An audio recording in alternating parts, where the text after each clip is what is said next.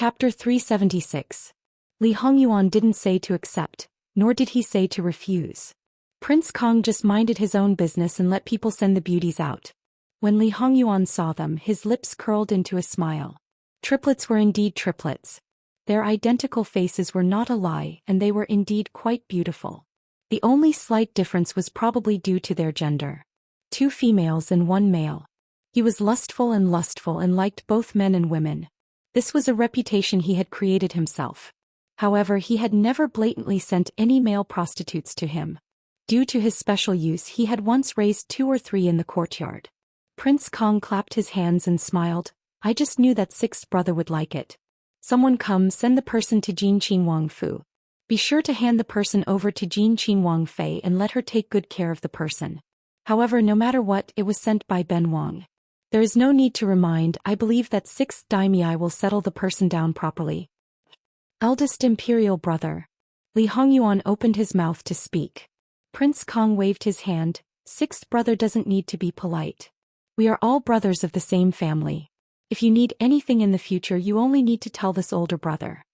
Today, Li Hongyuan held a string of beads in his hand, fiddling with each bead. He didn't speak, but that expression of a smile that wasn't a smile made people's scalp numb. There was a saying, some people want to court death and you can't stop them. Today, 9th Wang Ye was the host and invited his brothers to sit down. Prince Kong only prepared a big gift for Jin Qin Wang. At this time, the others didn't get any benefits, but they didn't mind at all. Each and every one of them had a smile on their faces and were respectful to each other. The scene looked exceptionally harmonious. After the beauties were sent away, Prince Kang's personal attendants led 2 guards of the Wang Fu to the gates of Jin Qin Wang Fu. With a smile on their faces, they politely stated the purpose of their visit. The guards of Jin Qin Wang Fu were expressionless, but the expression in their eyes was a bit strange. They were actually Li Hongyuan's personal guards. The reason why they were watching the gate was because after Jingwan was injured, she was given an additional punishment of 50 whips. They were very clear about their master's thoughts towards Wang Fei. The reason why Wang Fei did so much was because she was forced by Wang Ye. Now that they had sent beauties and even sent them into Wang Fei's hands, they only wanted to hee-hee in their hearts, gloating over their misfortune as they waited to see how these people would end up. He didn't show any of his thoughts on his face. How can such a lowly person walk through the gate of the prince's mansion? Send him to the Jiaomen. Prince Kang's personal attendant's face was a bit green, but in the end he was still able to hold it in. Our family wants to serve our Wang Ye. This means we would have to trouble Tong Bing Wang Fei Nyang Yang to ask her to bring the person in. Is that possible?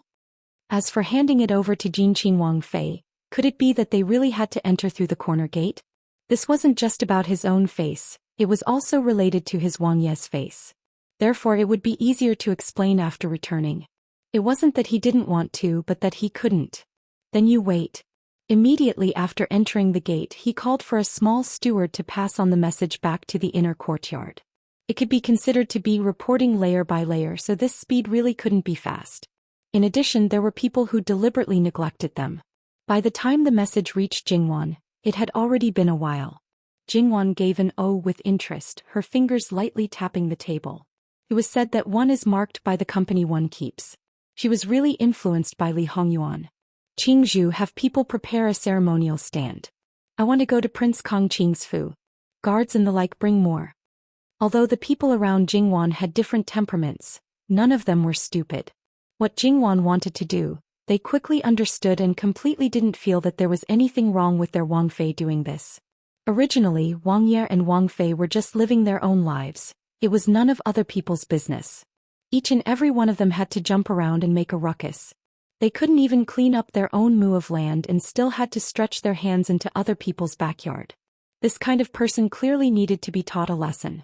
If they didn't show some severity, they wouldn't know the immensity of heaven and earth.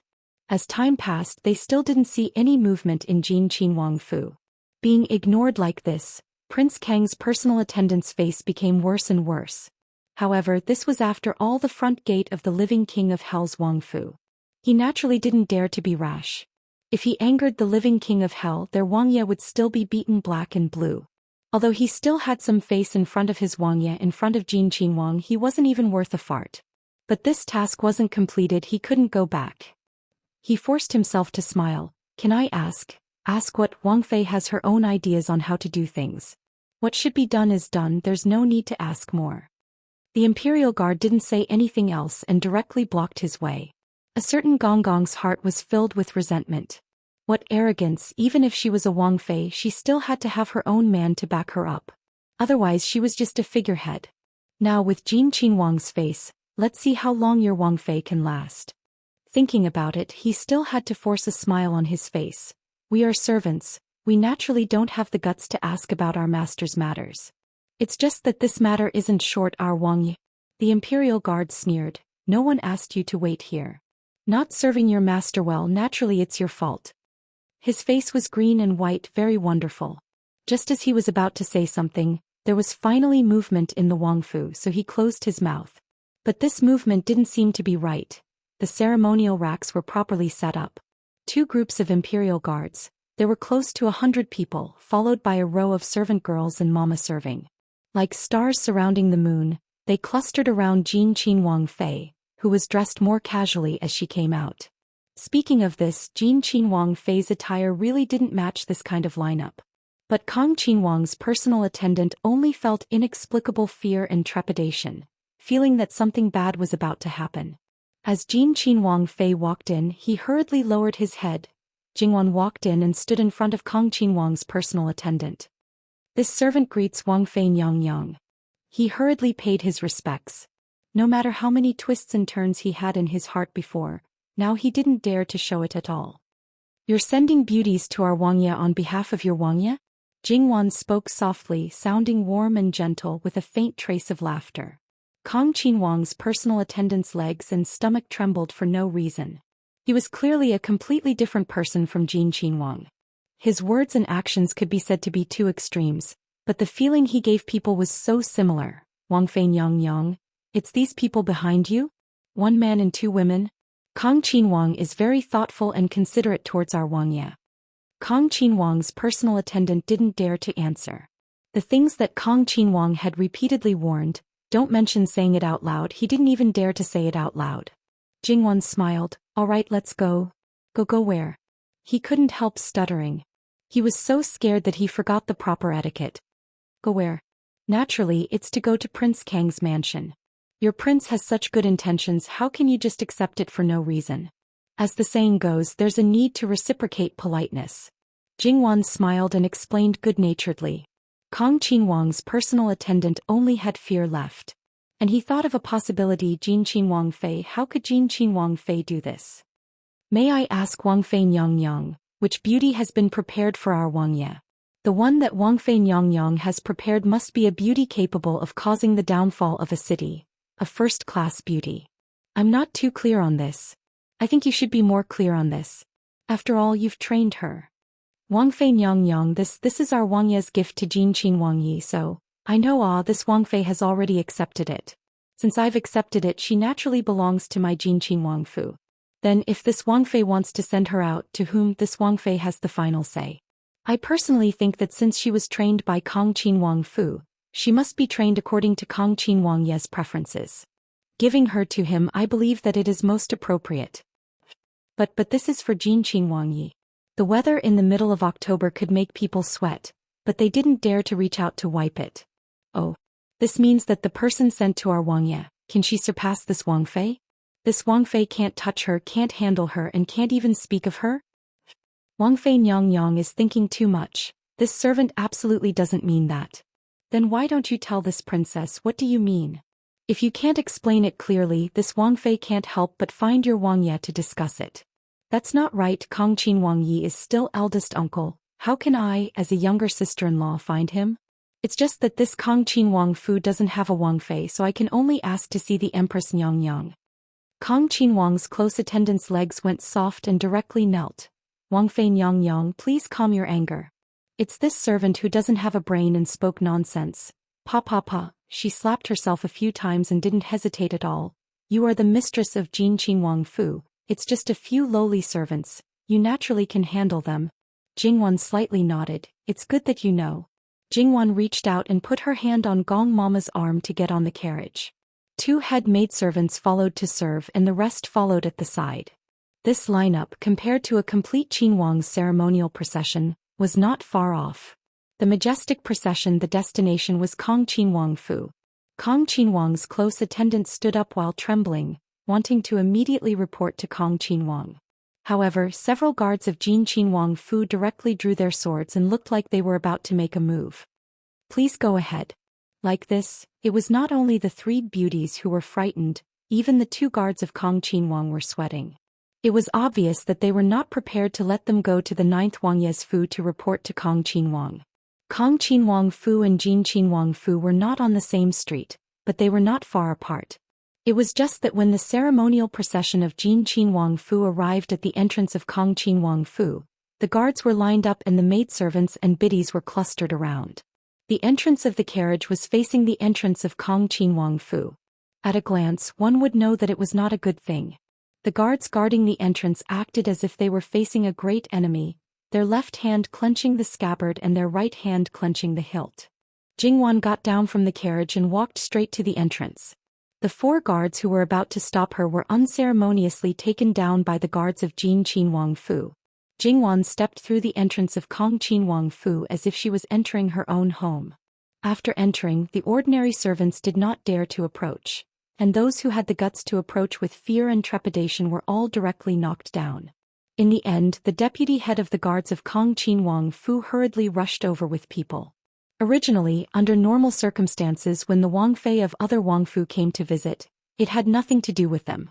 But now it was completely different. It was clear that they did not come with good intentions. The guards of Jin Qinhuang Fu took the lead and stood in front of Jingwan to protect her. Jingwan waved her hand to let them withdraw and walked forward as if nothing had happened. They were clearly a group of tall and strong men, but when she moved forward they could only retreat. It was as if they were not facing a defenseless and weak woman, but a scourge and a fierce beast. The other party was a Qin Wang Fei. Not to mention her noble status, the most important point was that she was the Wang Fei of the living king of hell. If there was even the slightest bit of injury, Jin Qinhuang might bring people to flatten Kong Qinhuang Fu. Their master might be fine, but they would definitely not have a good end. If Wang Fei Nyang has something to say, there is no harm in letting this humble one pass on the message. While retreating, they tried to speak calmly. It's none of your business.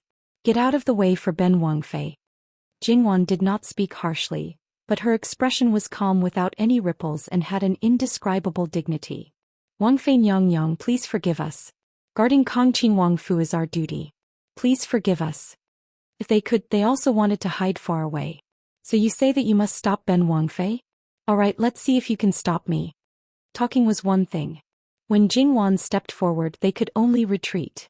What are you doing? Still not retreating. A woman's voice came from behind the guards. Hearing this, they all breathed a sigh of relief and hurriedly retreated to both sides. Greetings, Wang Fei Nyang. We didn't know Wang Fei Nyang had come, so we didn't go out to meet you. Wang Fei Nyang, please forgive us. This beauty was simple but dignified. She was one of Prince Kang's side concubines, the former Princess Kang's younger sister. When Prince Kang's wife was in mourning, she entered the family to take care of Princess Kang's children. When Prince Kong Qinhuang Fu did not have a legal wife, she was the mistress. As for the other side concubine, she was from Prince Kang's sworn enemy. When she entered the Fu, she was sent to a remote and broken courtyard. However, she was still a beauty and had been abused by Prince Kong many times.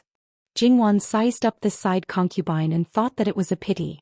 Although Prince Kong was Lu Qingdi's eldest legitimate son and his status was more honorable than the other brothers, he was essentially scum, the scum of scum. This girl could have had her own beautiful marriage, but because of her sister's dying request, she entered Prince Kong Qinhuang Fu and became a side concubine. Probably no one asked for her opinion and thoughts. Although she had not been in the capital for long, she had not heard any news about this side concubine. If she was really willing, it was impossible for her to not have a sense of existence. No need for formalities. Jingwan was invited to enter the inner courtyard. Jin Qinhuang Fu's bodyguards stayed in the outer courtyard, but the rest of the people followed in, including Prince Kang's personal attendants and the triplets' beauties. Not going to the guest room, not going to the reception pavilion, Jingwan stayed in the garden. That side concubine did not ask Jingwan what she wanted to do and just stayed by her side. Everyone says that Prince Kong Qin Wangfu's rear courtyard is filled with beauties like clouds. Ben Wangfei has no other intention today, just wanted to broaden my horizons. Jingwan smiled and said lightly. That side concubine looked thoughtfully at Jingwan and directly ordered people to gather all the concubines in each courtyard. The phrase, beauties like clouds, was not an exaggeration. Compared to Jin Qin Wangfu's rear courtyard, it was much more exciting and dazzling. However, in this kind of situation, there was only one that attracted the most attention. Because it was too conspicuous, those who didn't know would think that the other party was the real mistress of this rear courtyard. No matter if it was the clothes on her body or that style, it was far better than the side concubine next to Jingwan. This person was Yao Rao. Yao Rao met Jingwan's gaze. She had seen Jingwan once, but she was not very clear. But Jingwan had a deep impression of her. Suddenly, Jingwan hooked her lips and smiled. Yao Rao's back went cold as she had a bad premonition. Jingwan turned her head and said a few words. Although it made people confused, Prince Kang's side concubine still let people do as she said. An arhat bed was set up with curtains around it. Then, under Jingwan's signal, Gong Mama walked towards Yao Rao. Yao Rao hastily retreated and her maidservants tried to block Gong Mama. But how could they? They were slapped away by Gong Mama. And at that moment, Gong Mama clearly felt that those two maidservants were trying to fight back. Clearly they were martial artists. Gong Mama sneered in her heart and didn't mind. She grabbed Yao Rao. The other concubines who were originally clustered around her were frightened and quickly retreated while screaming. Yao Rao knew that she could not avoid it. To avoid suffering, she followed Gong Mama's strength and walked away. Wangfei Nyang, this concubine doesn't know if this concubine has a... Yao Rao's question was still calm, but it instantly turned into a scream because Gong Mama tore her clothes in front of everyone. Yao Rao did not have time to say anything else and resisted in panic. Speaking of which, although she was originally a loose woman, it was different now. She must maintain her chastity in order to have a foothold in Prince Kong Fu. But her struggle was like a little chick in Gong Mama's hands. Yao Rao was stripped naked and thrown into the curtains. Then Gong Mama pulled out the man among the three beauties. Jingwan's intention was self-evident. Many concubines looked askance and panicked in their hearts. No matter what method was used to train a man, he was a man after all. Gong Mama pulled him into the curtains and began to tear his clothes. For her, this kind of thing naturally did not matter. Gong Mama soon came out and casually threw the torn clothes in her hands on the ground. In the curtains there were screams one after another. However, the voice that was slightly masculine was louder than the other one. https://11/11807/66544095. Mobile edition. Chapter 377. The onlookers outside, after the initial panic, gradually began to rejoice in other people's misfortune, especially those concubines of Prince Kong. No matter if they were in opposition to Yao Rao or fawning on her to survive, in fact the more they flattered her, the happier they were in their heart at this moment. They all depended on the same man to survive. His favor determined their status. There were so many concubines in the harem, but Yao Rao monopolized more than half of his favor. As for the rest, some people couldn't even get a little bit in 2 or 3 months. How could they not be jealous? Sometimes, when it was easy to get some soup and water, they were intercepted halfway. How many things were thrown and how many handkerchiefs were torn. They believed that their beauty and talent were not inferior to Yao Rao. How could she?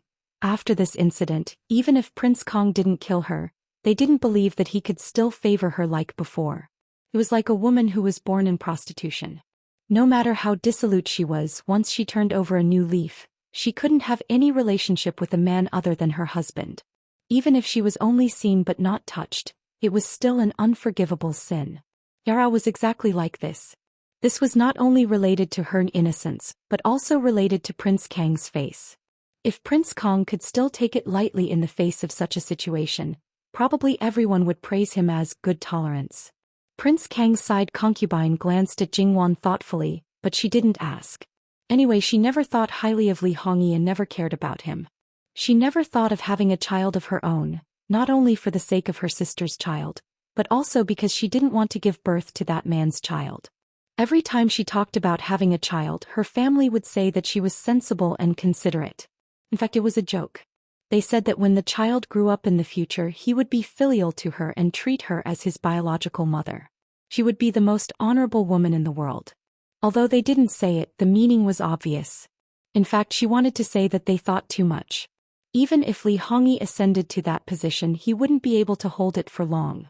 In the end, his end would be countless times more miserable than not sitting directly. Moreover, there were some things that were said by their own people, but who knew how many times other people had said it? Thinking about it, it was meaningless. No one knew who could really reach that step.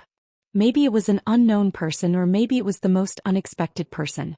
She had raised her sister's child with all her heart, and that was enough. It could be said that she had fulfilled their sisterhood. If there was a next life, they did not want to be sisters anymore. As for other things, whether the child she raised would be filial to her, it did not matter. She did not care at all. Among the people present, the one who had the biggest reaction was Prince Kang's valet, who was trembling like a sieve. Not only did he fail to complete the task assigned to him, but he also made such a scene. He could already imagine the scene where his master, in a rage, cut him into pieces. All that was left in his mind were these over and over again. The gate of Prince Kang's Fu was blocked by the guards of Prince Kang's Fu, so even if they wanted to go out through the gate to report, they could forget about it. But other gates were not a problem. After all, when Jingwan did this, she didn't think that she would come and quietly leave, and then wait for Prince Kong to go to Prince Jin Fu to find trouble. It was better to solve trouble in other people's homes. Therefore, Jingwan was calmly waiting for Prince Kong to come back. Jingwan's current reputation as a jealous woman was quite big. Even Prince Kang Si Fei, who did not leave the house, had heard about it. Once, Gongqin Wangfei was considered one of the more powerful daughters-in-law of the imperial family, but compared to the current prince consort of Jin, she was really a small child in the presence of a great sorcerer. They were not on the same level. After all, the things that Gongqin Wangfei did were far from being cleaned up in one go. She only flipped out in her own backyard, and to the outside she still had to whitewash it. This one was happy and fearless even when everyone knew about it. Now that she did such a heinous thing in Prince Kang's Fu, she still had a smile on her face, without the slightest bit of a guilty conscience, as if what she did was nothing more than eating and drinking. On the other side, a guard of Prince Kang's Fu rushed to the 9th Wangye's Fu at the fastest speed. On this kind of day he was drenched in sweat. When he was brought in, all the adult princes were present. Beauties accompanied them as they drank and chatted merrily. Of course, not everyone had a beauty by their side. When Prince Kong saw that the guards in his mansion were still panting and anxious, he felt that he had lost face for a moment. His face darkened in an instant. How can you be so flustered? What a scandal.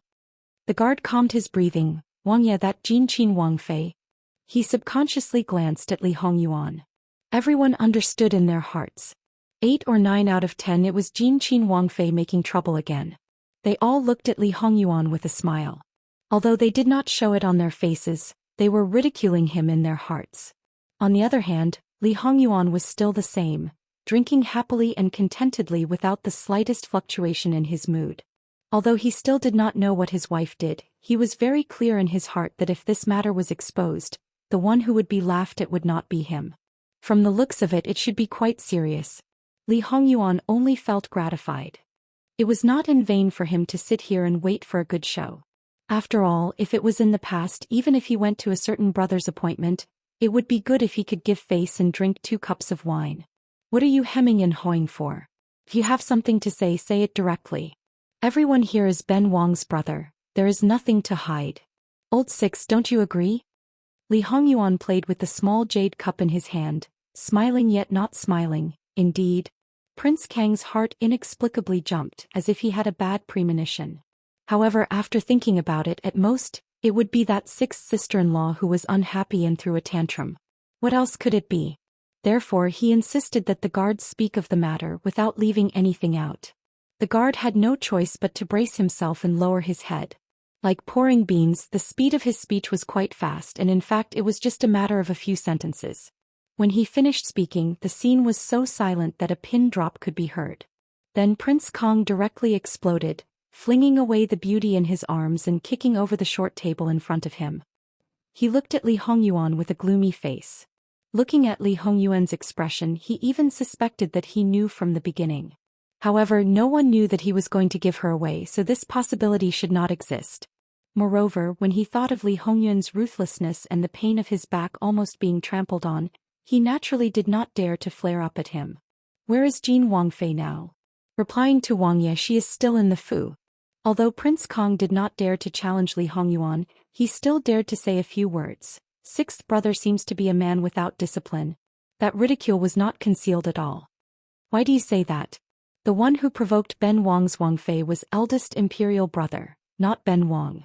When eldest imperial brother was giving her away, Ben Wang wanted to remind you that Ben Wang was not interested in those beauties, so it was best that you did not send them to Jin Wangfu.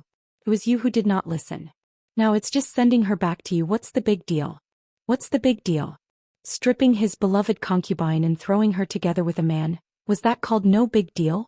Li Hongyuan, this bastard, did not take him seriously.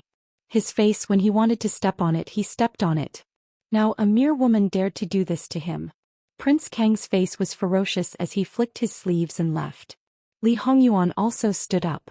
He knew what kind of temper Li Hongyuan had. Li Hongyuan was worried that he would not care about anything when he got mixed up. In this way Wan might be passive. Of course he did not think that Wan would suffer a loss. If he let his mistress suffer a loss, then the group of bodyguards would not need to mingle. However, knowing was one thing, his heart would still be worried. He must be present to watch and personally protect before he could feel at ease. And for the others, this was a good show. It would be a waste if they did not watch. If they watched, they could still find some entertainment. So they all got up and followed, still immaculately dressed on the surface. By the time this group of men arrived at the garden of Prince Kong Fu, Jingwan and Prince Kang's Sufei were still chatting and laughing while drinking tea. Seeing the aggressive Prince Kong, Jingwan unhurriedly got up, and the others followed her to pay their respects. Prince Kong did not shout, "Rise," but Jingwan consciously stood up straight. There was a faint smile at the corner of her mouth, but there was no warmth in her eyes. Prince Kang's return time is a bit later than expected. Fortunately, Prince Kong Fu is not completely unpleasant to the eyes. Otherwise, wouldn't it make people impatient to wait? When these words came out, many people sucked in a breath of cold air. Many people even secretly sighed in their hearts. Not one family would enter the same house. This degree of arrogance was comparable to Prince Jin. Prince Kang's face was distorted. He was obviously restraining his impulse to hit people. Today we came to Prince Kong Fu to let Prince Kong know that unless our Wang Ye personally asks for the person, there is no need to take the initiative to give the person away. Sixth sister-in-law's courage. When the time comes, people will be surprised. In the end, you are only Li Shi's daughter-in-law. The husband is the wife's leader, the 3 obediences and 4 virtues. Jingwan suddenly smiled and interrupted Prince Kong. In a flash, her face was cold. Prince Kong is sending a man to Didi's rear courtyard. What, do you want to commit adultery in Didi's rear courtyard? Do you want to go find the Empress for comment, or do you want to directly find Fu Huang for comment? This hat was a bit too big. Prince Kong gritted his teeth and said, "A child molester can also be considered a man?" Jingwan clapped her hands and smiled. If Prince Kong says so, then there is no problem. Mama, go send in a few more of Prince Kang's concubines. The child molesters and concubines are a family serving Prince Kong together.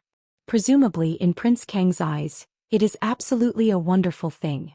https://11/118007/6654097 Chapter 378. Luosher, you dare. Jingwan raised a hand to stop Gong Mama. Why wouldn't I dare? Besides, Prince Kong himself doesn't care, so why get angry? Prince Kang's eyes were about to split open. No man would not care about this kind of thing. Behind him, Prince Kang's brothers all wanted to cover their faces with their hands. They really didn't want to admit that this was their brother, and that the Empress' shrewd woman had given birth to him. Although Fu Huang wasn't particularly wise, he should still be considered normal. How could his son be a cripple? Right now they were completely being led by the nose, alright? In any case, the first thing to do now was to remove something that was more conspicuous, wasn't it? However, they were quite happy to watch this kind of joke. They could even go into the palace and tell their Mufei. Then they could also watch the Empress make a fool of herself. Oh. Then Prince Kong, why don't you tell me what you care about? Jingwan carelessly stroked her sleeves. Prince Kong was furious. Jingwan's attitude made him almost stomp his feet. He pointed at the curtain. What I care about? You still dare to ask Ben Wong what I care about? A man? A child molester isn't a man. Prince Kong, you said it yourself. It's said that a woman's heart is like a needle at the bottom of the sea, but men don't seem to be outdone. If Prince Kong doesn't care about this matter, then it naturally means that I, as your sister-in-law, didn't do anything wrong. Then your anger is unreasonable. But if Prince Kong does mind, then I can't help but suspect that you have ulterior motives. You dare to do something that even you care about in your younger brother's backyard. What are your intentions? The more she spoke, the colder her expression became. Prince Kong was blocked until he couldn't speak. So after all was said and done, it was all his fault? If he said that he didn't mind, his backyard would probably be seen as a den of lust. If he did mind, then he intended to harm his younger brother. He couldn't get angry over the former, but if he got angry over the latter, others would only get angrier. Whatever they did was reasonable. In the end, this Jin Qin Wang Fei had trampled on his face and caused a ruckus in his Wang Fu. But he had to come and apologize and settle the matter peacefully? Thinking of this, Prince Kong, who was burning with anger, lost his mind and raised his hand to slap her. Jingwan was also on guard against him. She subconsciously took 2 steps back. Prince Kang's first slap did not succeed. He wanted to do it a second time, but someone grabbed his wrist.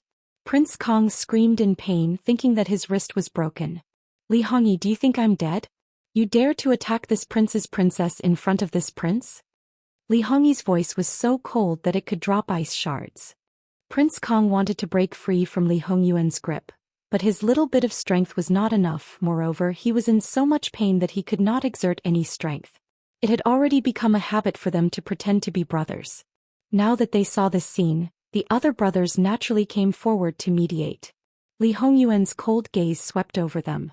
Li Hongming and the others seemed to be frozen. That gaze was too obvious. It was clearly saying that if they dared to interfere, then they were asking for it. To be honest, these brothers, including the sickly 5th prince, had also eaten at Li Hongyuan's place. However, compared to the others, it was nothing. It was nothing at all. Because the loss they suffered at Li Hongyuan's hands was too painful, they really could not summon up the courage to continue. In the end, Li Hongyuan was different from Jingwan. Jingwan took a roundabout route while Li Hongyuan was simple and crude. However, his method could not be imitated by others. Because what he could do, others could not do. Jingwan saw that it was about time.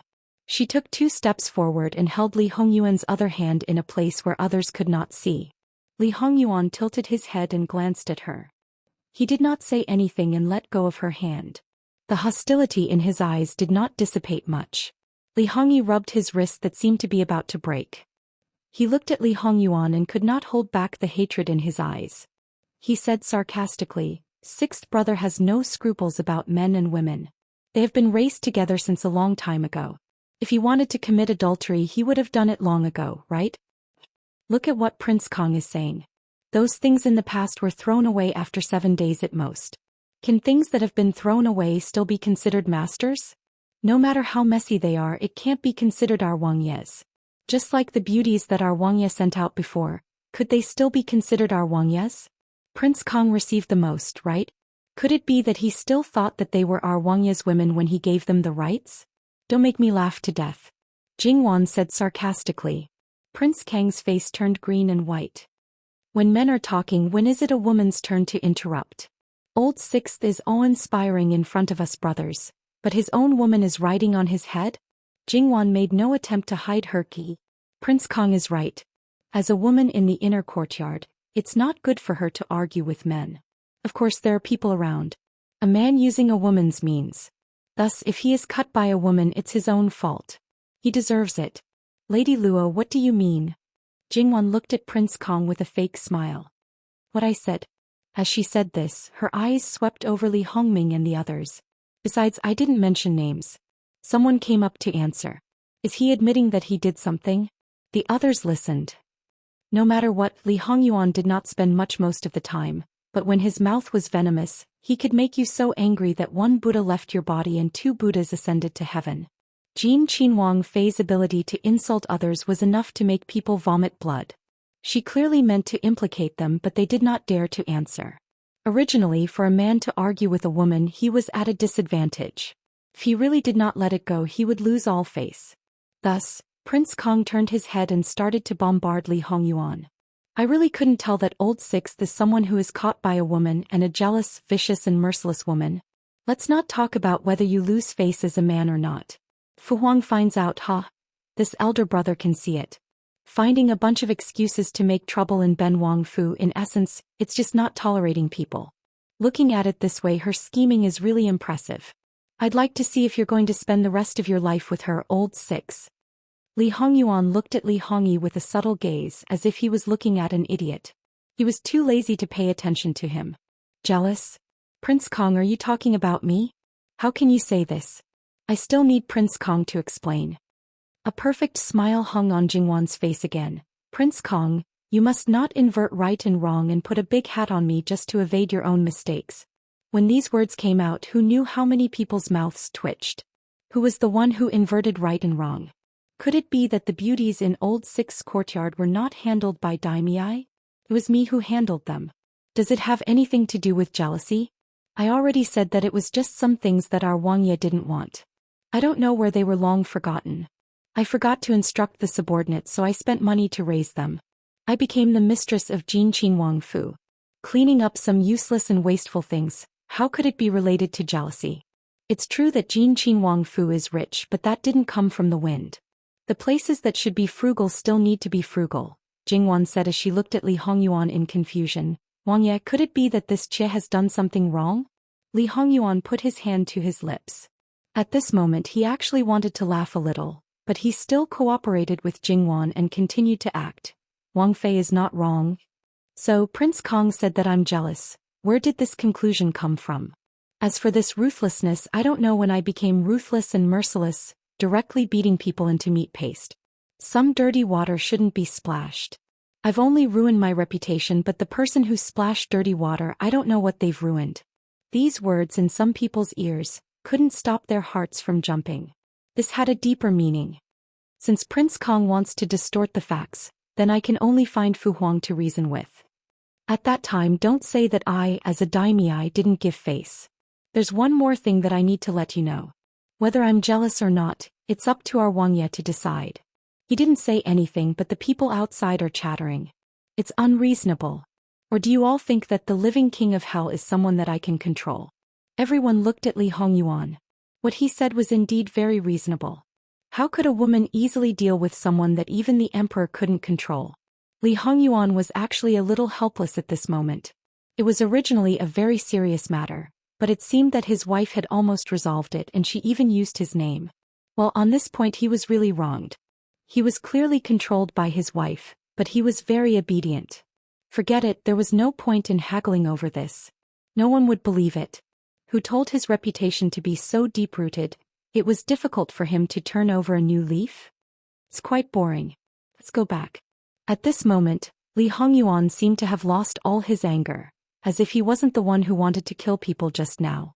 Jingwan nodded slightly, but before she left she still looked at Li Hongyi. Does Prince Kong have anything to say? Prince Kong sneered. Ben Wang's actions are upright, but it seems that I pitted sixth brother and sent him a few beauties. It's just that I wasn't considerate enough. Even in front of Fu Huang, Ben Wang will say the same thing. The others nodded slightly in their hearts. And some of the water in his brain was finally poured out. Jingwan expressed her understanding. Then I don't have to go in front of Fu Huang to comment on anything. Prince Kang's smile deepened, still carrying mockery and complacency, as if saying, what can you do to me? The others wanted to facepalm again. Please look at the situation clearly. The curtains haven't been removed yet, and your beloved concubine is naked with a man inside. It's just that she won't go in front of Fu Huang, but this might not be a good thing. Since Jin Qin Wang Fei could do such a thing in Prince Kang's Fu, then she might do something even more outrageous. Then it's better to go directly in front of Fu Huang and completely settle the matter. Sure enough, Jin Qin Wang Fei had a smile on her lips, her eyes cold. No matter if Prince Kong wasn't considerate enough or did it on purpose, I'm sure it's the latter. Prince Kong doesn't treat a child molester as a man and doesn't care, but this Wang Fei cares very much and is also very angry. Prince Kong, just watch, this matter isn't over. Then Jingwan looked at Li Hongyuan, a smile overflowing from the bottom of her eyes. It came from the bottom of her heart, gentle and affectionate, and she even took the initiative to pull Li Hongyuan's hand. Are we leaving now? Li Hongyuan nodded, ignoring the others, and pulled Jingwan away. And the people brought by Jingwan also crouched down and left with their masters. Prince Kong stood in the same place, his expression a little indescribable. The good show was over, so Li Hongming and the others also took their leave. Even if Li Hongyi wanted to eat them up, it didn't dispel their good mood. The unrelated people left, and then only their own people were left. Their faces were cut and they were ridiculed to death. They had no road ahead, no door behind. They couldn't do anything to those people, but couldn't they deal with a group of lowly servants? Her entire person seemed to be shrouded in dark clouds, gloomy and sinister, looking exceptionally terrifying. Almost everyone's legs trembled. But Prince Kang's secondary consort was like an outsider. She crouched down and was about to take her leave. She only said that it had been a while and she should go see the child. He knew that he wasn't in her heart and also felt that she actually looked down on him, laughing at him like an outsider. Prince Kang's eyes were red from the provocation. Like a wild beast that had lost its mind, he grabbed the other person's neck. Slut, you also dare to look at Ben Wang like that, you also dare. All the servants were frightened. Their legs went soft and they knelt down on the ground, trembling. It should be known that they had always respected this secondary consort, not only because she took care of the little heir, but also because Prince Kong gave her face. Enchanting Rao was so favored, but she couldn't shake this secondary consort's position. Now that she was crazy and wanted to strangle the secondary consort to death, then they were naturally nothing. You clearly could have stopped it, but you let things develop to this extent, making Ben Wang be humiliated and laughed at by those good brothers. Ben Wang thinks that Ben Wang has taken good care of you, but you actually dare to treat Ben Wang like this? Since your heart isn't in Prince Kang's mansion, Ben Wang will fulfill your wish and send you to hell. Prince Kang's secondary consort's face was faintly green, and she only felt abnormally uncomfortable. However, although there was pain on her face, she didn't struggle and her eyes could even be said to be calm. The more Prince Kong looked at her, the more he was an eyesore and the strength of his hand was increasing. Lord Father, what are you doing? Quickly let go of Aunt. Prince Kang's 7 or 8 years old legitimate eldest son was like an angry cub, rushing straight up and punching and kicking his father. Let go of my aunt, let go of my aunt. You bastard, I'm going to tell Imperial Grandfather and Imperial Grandmother. You bastard angered my mother to death and now you want to strangle my aunt to death. Quickly let go of me, let go. Prince Kong kicked his son away and the hatred in his heart grew stronger. Even his own son saw him as an enemy. The little heir got up and pounced over, grabbing Prince Kong and fiercely biting him. He was so fierce that he was determined to bite off a piece of flesh from Prince Kong. Prince Kong was in so much pain that he let go and slapped his son. The little heir glared fiercely at him like a wolf cub, even though his face quickly swelled up and his ears hurt and buzzed. Prince Kang's secondary consort didn't care about herself, but she was still very concerned about her sister's child. Before she could catch her breath, she pounced over to check on the child's condition. You are you okay? Your Highness, is your legitimate eldest son and he's not even 8 years old. How could you be so ruthless? You slut, you still have the nerve to say that. You taught this prince's son to dare to hit his own lord father. What are your intentions? Prince Kang's secondary consort glared fiercely at him, and her heart was also filled with hatred, but she didn't say anything. And my ears hurt, it hurts. Only then did tears fall down. The secondary consort's expression changed. Someone quickly call the estate doctor. Prince Kang's expression also changed, but he didn't say anything and let the secondary consort take his son away, but his face was still gloomy. Then he looked at the motionless curtain and he couldn't help but feel angry. He quickly stepped forward and pulled the curtain open, and the situation inside made his pupils shrink. He saw that the boy had been moved. The boy who was taught to be a child molester had his eyes wide open, and he was lying in a pool of blood. A large area from his chest to his neck seemed to have turned into minced meat, and the enchanting girl's eyes looked like she had lost her soul. She was still holding a hairpin, mechanically inserting it again and again. Anyone who saw this scene would feel that something was wrong. Rao, he's already dead, don't insert it again. The enchanting girl acted like she didn't hear anything, inserting it again and again. Prince Kong grabbed her hand. That's enough, Rao. Look at me, look at me. The enchanting girl's eyes gradually focused, and then she slowly realized her current situation. She was stunned for a moment, and then she retreated with a cry of alarm. "I didn't do it on purpose, I didn't do it on purpose, I didn't do it on purpose." Looking at it, it was too much stimulation and her entire person collapsed. Prince Kong reached out and hugged her. "Rower, don't be afraid, this prince is here, this prince is here." The enchanting girl sobered up a bit this time. "Your Highness, I didn't do it on purpose, you have to believe me, you have to believe me. It's okay, it's just a lowly slave. If it's killed, then it's killed, don't mind it." Prince Kong comforted her while holding her up, preparing to send her back. The enchanting girl was still crying, and she kept trembling in Prince Kang's arms, looking exceptionally pitiful. It's just that in a place where everyone couldn't see, the enchanting girl was like a malicious spirit demanding life. She probably never thought that she would fall so hard in this kind of situation. Jinqian Wangfei.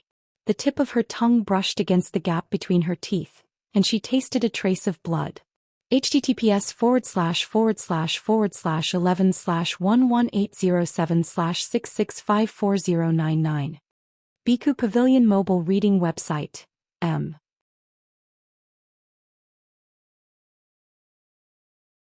Chapter 379. The doctor was still treating Imperial Prince Kang's little heir. Imperial Prince Kang's concubine was sitting on the side, her face expressionless. Only her eyes were getting colder and colder. Her hands hidden in her sleeves were clenched into her palms, leaving a deep imprint. If this child was really deaf, then she couldn't absolve herself from the blame. This child could be considered the emperor's eldest grandson. Because of his intelligence and delicate appearance, even Emperor Lu Qing valued him, not to mention the empress. To a certain extent, she valued him more than Imperial Prince Kong. If he became disabled, the consequences were unimaginable. In her opinion, being punished was one thing, but the main thing was guilt. Such a young child. When the doctor came out with the results, she knew from his expression that it wouldn't be good. Imperial Prince Kang's concubine closed her eyes. "Just say it. Imperial concubine, please forgive this lowly one. This lowly one is incompetent." He was trembling. To a certain extent, being a consecrator in a large family was a good job. However, everything had two sides. Just like now, if something happened to his master, he could lose his life if he couldn't do anything about it. "You may leave. Someone come, call the imperial physicians. Call as many as you can." It must be said that this was definitely not a small matter. She believed that the palace would soon be alarmed. Although Imperial Prince Kong was the one who did it, Jingwan, who caused Imperial Prince Kong to fly into a rage, couldn't escape responsibility. After all, anyone could vent their anger. It was also possible for people to lose control when they were extremely sad and painful. However, the person who called the imperial physicians hurriedly left Imperial Prince Kang's residence. Not long after, Li Hongyuan received the news, and the carriage from Imperial Prince Jin's residence slowly arrived at the prince's residence. "Yujiro might be deaf?" Li Hongyuan was a little surprised, but his expression didn't change at all, as if it wasn't a big matter. On the other hand, Jingwan couldn't help but frown and clench the handkerchief in her hand. Li Hongyuan reached out to hold Jingwan's hand. "Don't worry, I'll take care of everything." Jingwan shook her head.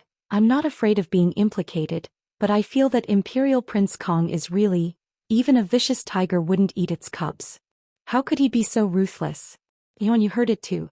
He was coaxed by a concubine and didn't even care about the child. Children are treasures bestowed by the heavens. If you don't cherish them, this kind of person should die without descendants." Jingwan's expression was exceptionally cold at the end of her speech. Li Hongyuan gently stroked Jingwan's back. Li Hongyi is naturally irritable and impulsive. He does things without thinking. He often loses his mind over small matters. Even if the Empress and others help him deal with the aftermath, he often leaves behind traces. In this prince's opinion, if it wasn't for the Empress's protection, he would have been gnawed to pieces in the palace. Speaking of which, he is particularly confident in himself. It's just that he relies on his identity as the eldest son of the D family and believes that the throne is naturally his. Cut off one of his wings and then anyone can crush him to death. What is Yuan going to do? Jingwan looked at Li Hongyuan, knowing that she had some plans. "Just make the Empress sick for a while," Li Hongyuan said lightly. Jingwan was horrified. Looking at Li Hongyuan, her eyes were filled with disbelief. This man's skill was so great that he could control the harem in his hands? It must be known that the harem was balanced and there was not only one family that was dominant. Moreover, those women were not to be trifled with. You don't have a biological mother but your adoptive mother and your own son. If you can control the harem, then what else can the others do? If they want to get rid of Lu Qingdi whether alive or dead, it's a very simple matter. At this moment, Jingwan's expression was written all over her face. Li Hongyuan laughed. It's not that exaggerated. If it really reached that level, all of this would have been over long ago. It's just that some arrangements can be used once but it can't be used a second time. Jingwan nodded. So that's how it is. Since that's the case, it must be a very secret arrangement. It's only used at the critical moment. There's no need to waste it now. When is it critical and when is it a waste? There's no absolute definition of this. Wan, don't think that it's because of you that your husband is taking action. You think that this is a waste of opportunity. In fact, whether it's me or those brothers, what we do is essentially the same. We either strengthen ourselves or weaken others. It's only a matter of time to use some secret pawns now. It's enough as long as we can achieve our goal. Perhaps now is the best time. Besides, compared to you, any secret and critical arrangement of the emperor doesn't matter. Can be used or abandoned. Although Jingwan faintly gave Li Hongyuan a supercilious look, her slightly red cheeks and ears still revealed her true feelings. Li Hongyuan reached out and pulled her into his arms. His little sweetheart was still so thin-skinned. He was clearly telling the truth and absolutely didn't mean to say any sweet words deliberately. Every time she would feel embarrassed. Why did she find someone to love her so much? If it were him, Wan would say pleasant words all day long, and he would also accept them without batting an eyelid. They quietly rubbed each other's ears for a while before they got down from the carriage. Since you think it's not a problem to do this now, I won't say anything more. But if the secret pawn is used, will it be dangerous? As long as it's a secret pawn from the beginning, they should be aware that they will be executed after being discovered. Wan, you should also understand this. Jingwan was silent. Indeed, no matter what kind of background, spies, moles and secret pawns were all extremely dangerous things. We should take care of their families more. At least if they were to sacrifice their lives, they should have no worries. Li Hongyuan sighed softly, but he didn't say anything. He was a black-hearted person from head to toe. He didn't care about human lives at all. In fact, his brothers and many superiors were all like this. As long as they could achieve their goal, a few people dying was nothing at all. They wouldn't even frown. However, this matter wasn't so serious this time. Don't worry, no one will die.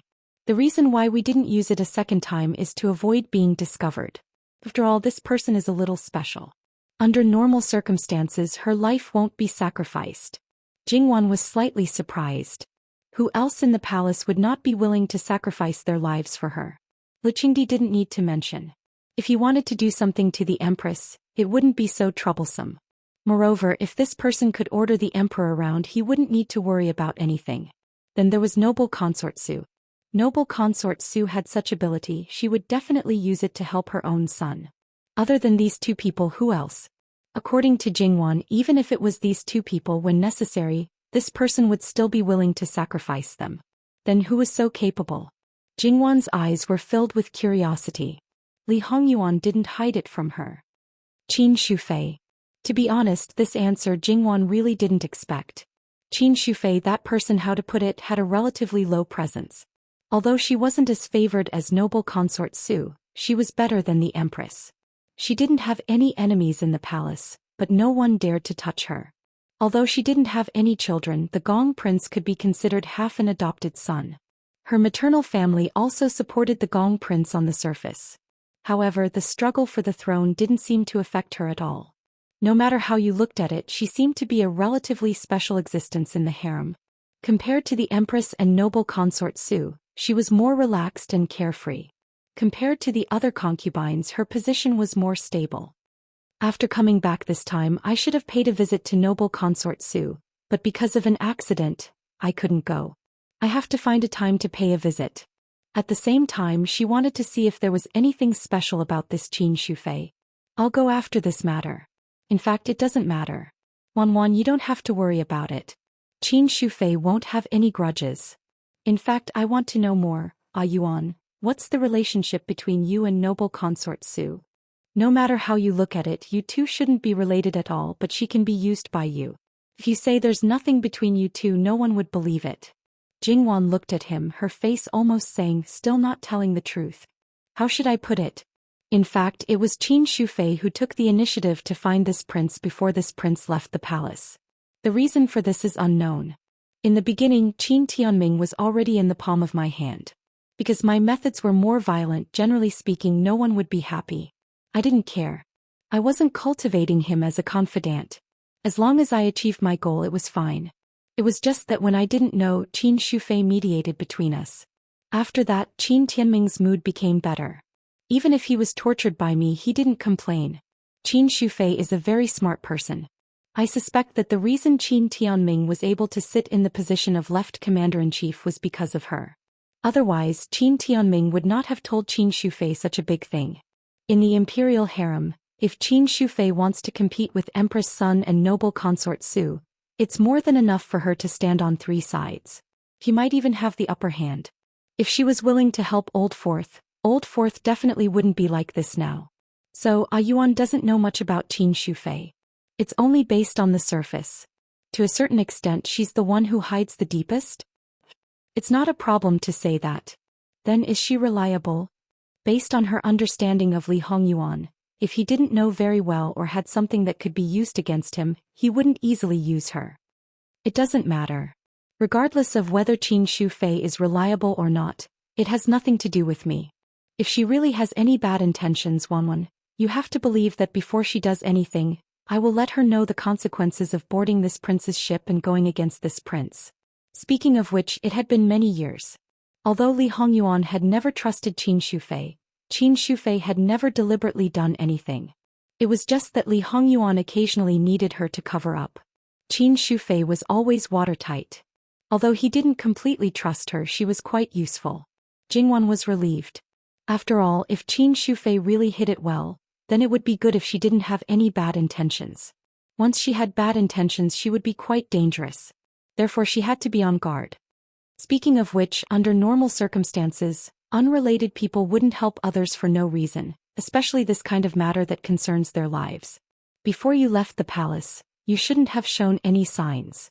Even the Gong Prince has a higher chance of winning than you, so there's no reason for him to bet on you. Could it be that Qin Shufei actually has a request and only you can achieve it, so she came to you? Who knows? In fact, in Li Hongyuan's impression, the Qin Shufei of his previous life was basically the same as in this life. The only difference was that in his previous life he didn't have any interactions with Qin Shufei. When the dust finally settled, because she didn't participate in the struggle for the throne, and because of her relationship with Qin Tianming, Li Hongyuan didn't touch her. After ascending the throne, she was the only grand imperial concubine, and had been raised in the palace. It could be said that she was the woman with the highest status in the palace. However, she didn't interfere in the palace's affairs at all, living in seclusion. She was simply an invisible person. If she didn't appear at important palace banquets, outsiders wouldn't even know of her existence. Occasionally, Li Hongyuan would wonder if Qin Shufei was the same as him, having a second chance in life. After a long time, it didn't seem to be the case. If she really had foresight, why didn't she do anything? However, Li Hongyuan didn't completely deny his guess. If she really was the same as him, then she should also know about his situation. After all, the changes he made could be said to be earth-shattering. She was just a harem woman, there was no need for her to do anything. As long as she got in touch with him, she would be the biggest winner in the end. All of this was based on speculation, maybe there were other reasons. Li Hongyuan wasn't interested in getting to the bottom of it. As long as it didn't interfere with him, then it didn't matter what Qin Shufei's situation was. It's just that this statement seems a bit far-fetched.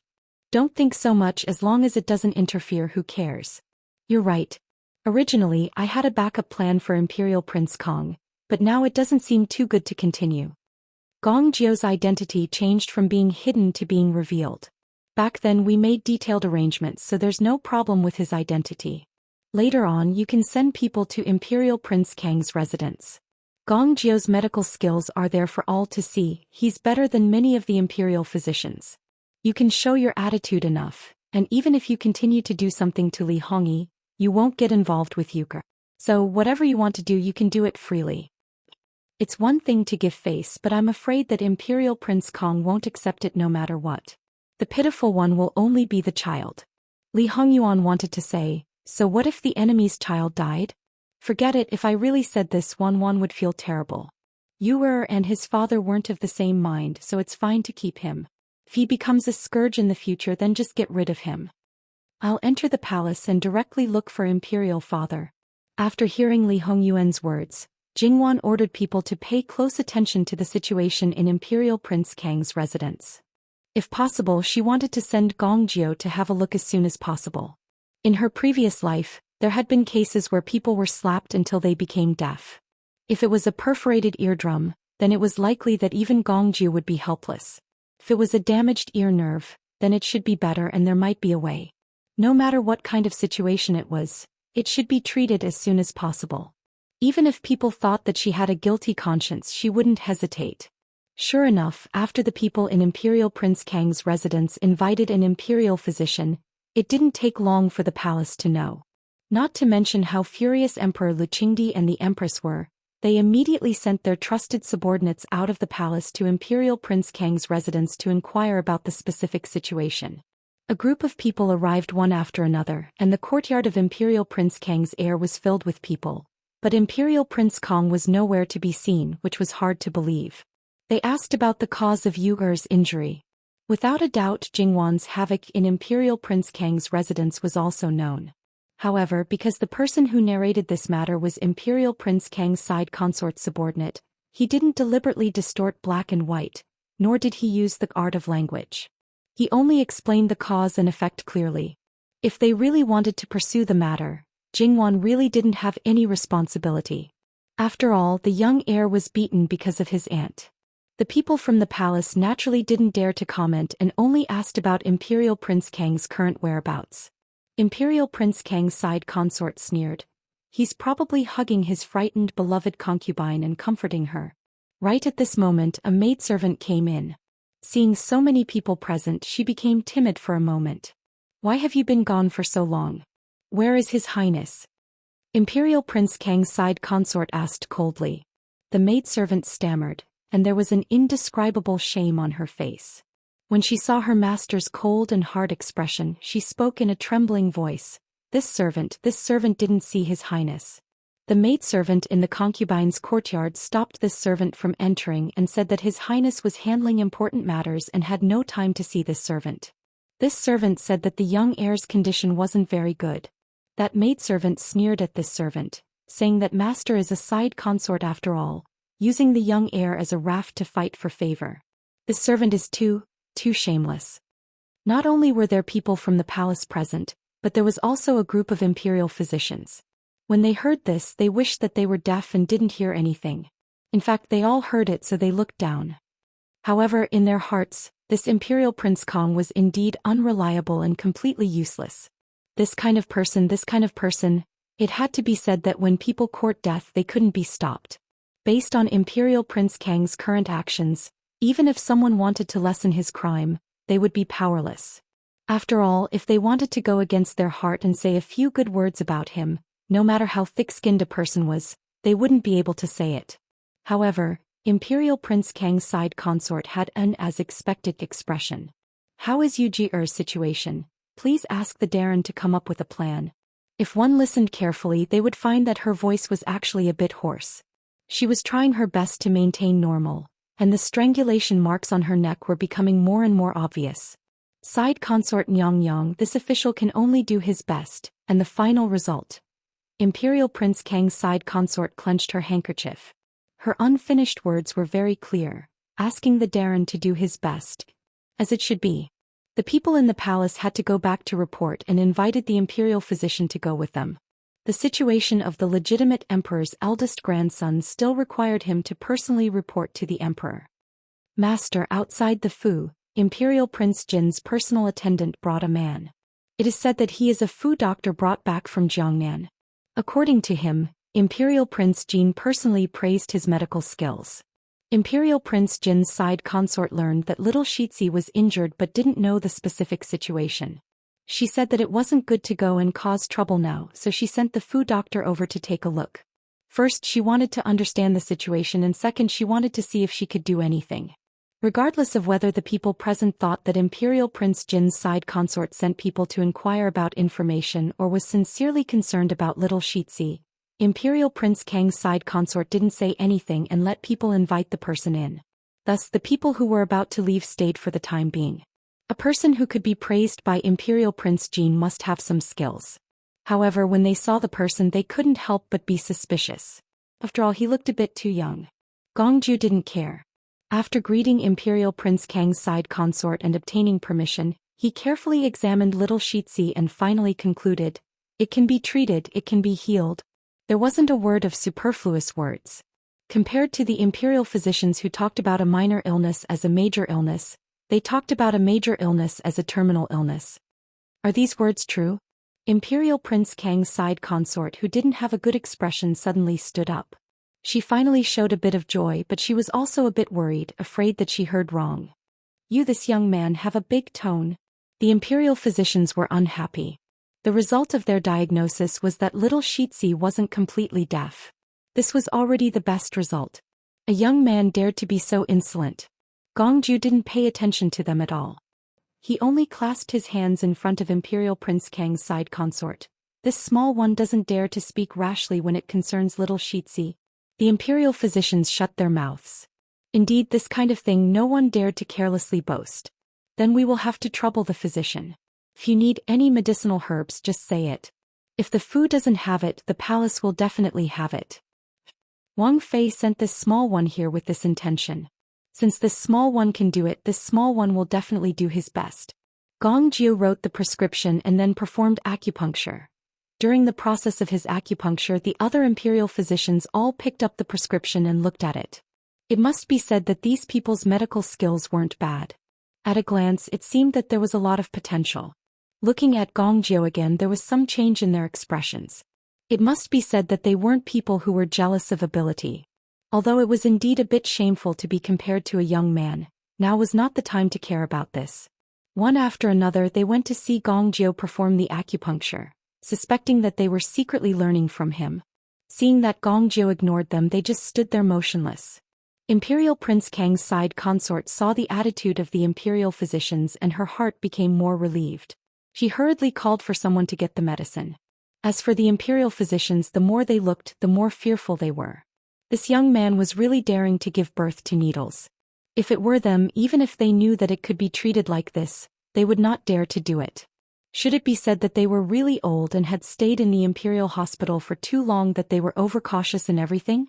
Those who should return to the palace still returned to the palace, but for the time being they didn't bring along the imperial physicians. As for what they would say when they returned in front of their masters, they would naturally speak the truth. They didn't dare to be biased, and even more didn't dare to add oil to vinegar or delete anything. Mu Gonggong also walked around and then returned to Jin Qingwang Fu. Jingwan had also been waiting for the news. When she learned that Imperial Prince Kang's heir could recover, she was greatly relieved. As for Imperial Prince Kang's actions, she really didn't know what to say. It seems that even the heavens are standing on Wan Wan's side. It was Li Hongyi who sought death. Li Hongyuan's tone was indifferent. Li Hongyuan's heart was thinking more about that woman Yao Rao. Li Hongyi would most likely push all the blame onto her head, saying that it was her who seduced Li Hongyi to commit adultery in broad daylight, disregarding the imperial grandson. Whether it was for the sake of face or something else, in this case, Yao Rao would most likely be executed. If that woman were to fall like this, it would really be too unjust. But as far as Li Hongyuan knew, he feared that it wouldn't be that easy. Speaking of which, Yao Rao was indeed unlucky. Not only was she unknowingly tricked by Jingwan, she only thought of retrieving Imperial Prince Kang's favor and neglected other things. The result was that she was even more unlucky. https://www.yanguiwo.com/11/11807/6654101 www.yanguiwo.com yanguiwo.com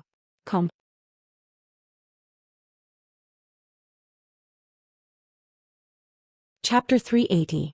After Lu Qingdi's servant returned, he reported the cause and effect in detail. However, this time he used a little bit of skill in speaking. It was not because he was partial to Li Hongyuan and Jingwan, but because he hated Prince Kong in his heart. The other party was a prince, so there was no possibility of revenge. Now that there was a chance, he naturally seized the opportunity to make things difficult for Prince Kong. Sure enough, except for the fact that Jingwan made a scene in Prince Kang's mansion, Lu Qingdi did not connect the matter of his grandson's injury to Jingwan. Instead, because she sent a doctor, he was quite relieved that his grandson was fine. He did not blame concubine Kong, but he was quite angry that his eldest son almost beat his grandson until he became deaf and turned around to sleep with his concubine. He immediately smashed something. Go to Prince Kang's mansion again and pass on Jin's verbal order. Tell Li Hongyi to kneel in Yuer's courtyard. When Yuer gets better he can get up. And that lowly servant beat her to death. Lu Qingdi suppressed his anger and said expressionlessly, "Yes, your majesty." The chamberlain fiercely sighed in his heart.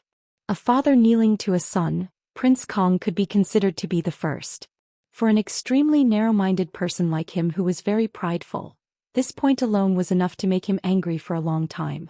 Moreover, this matter would not be over so easily.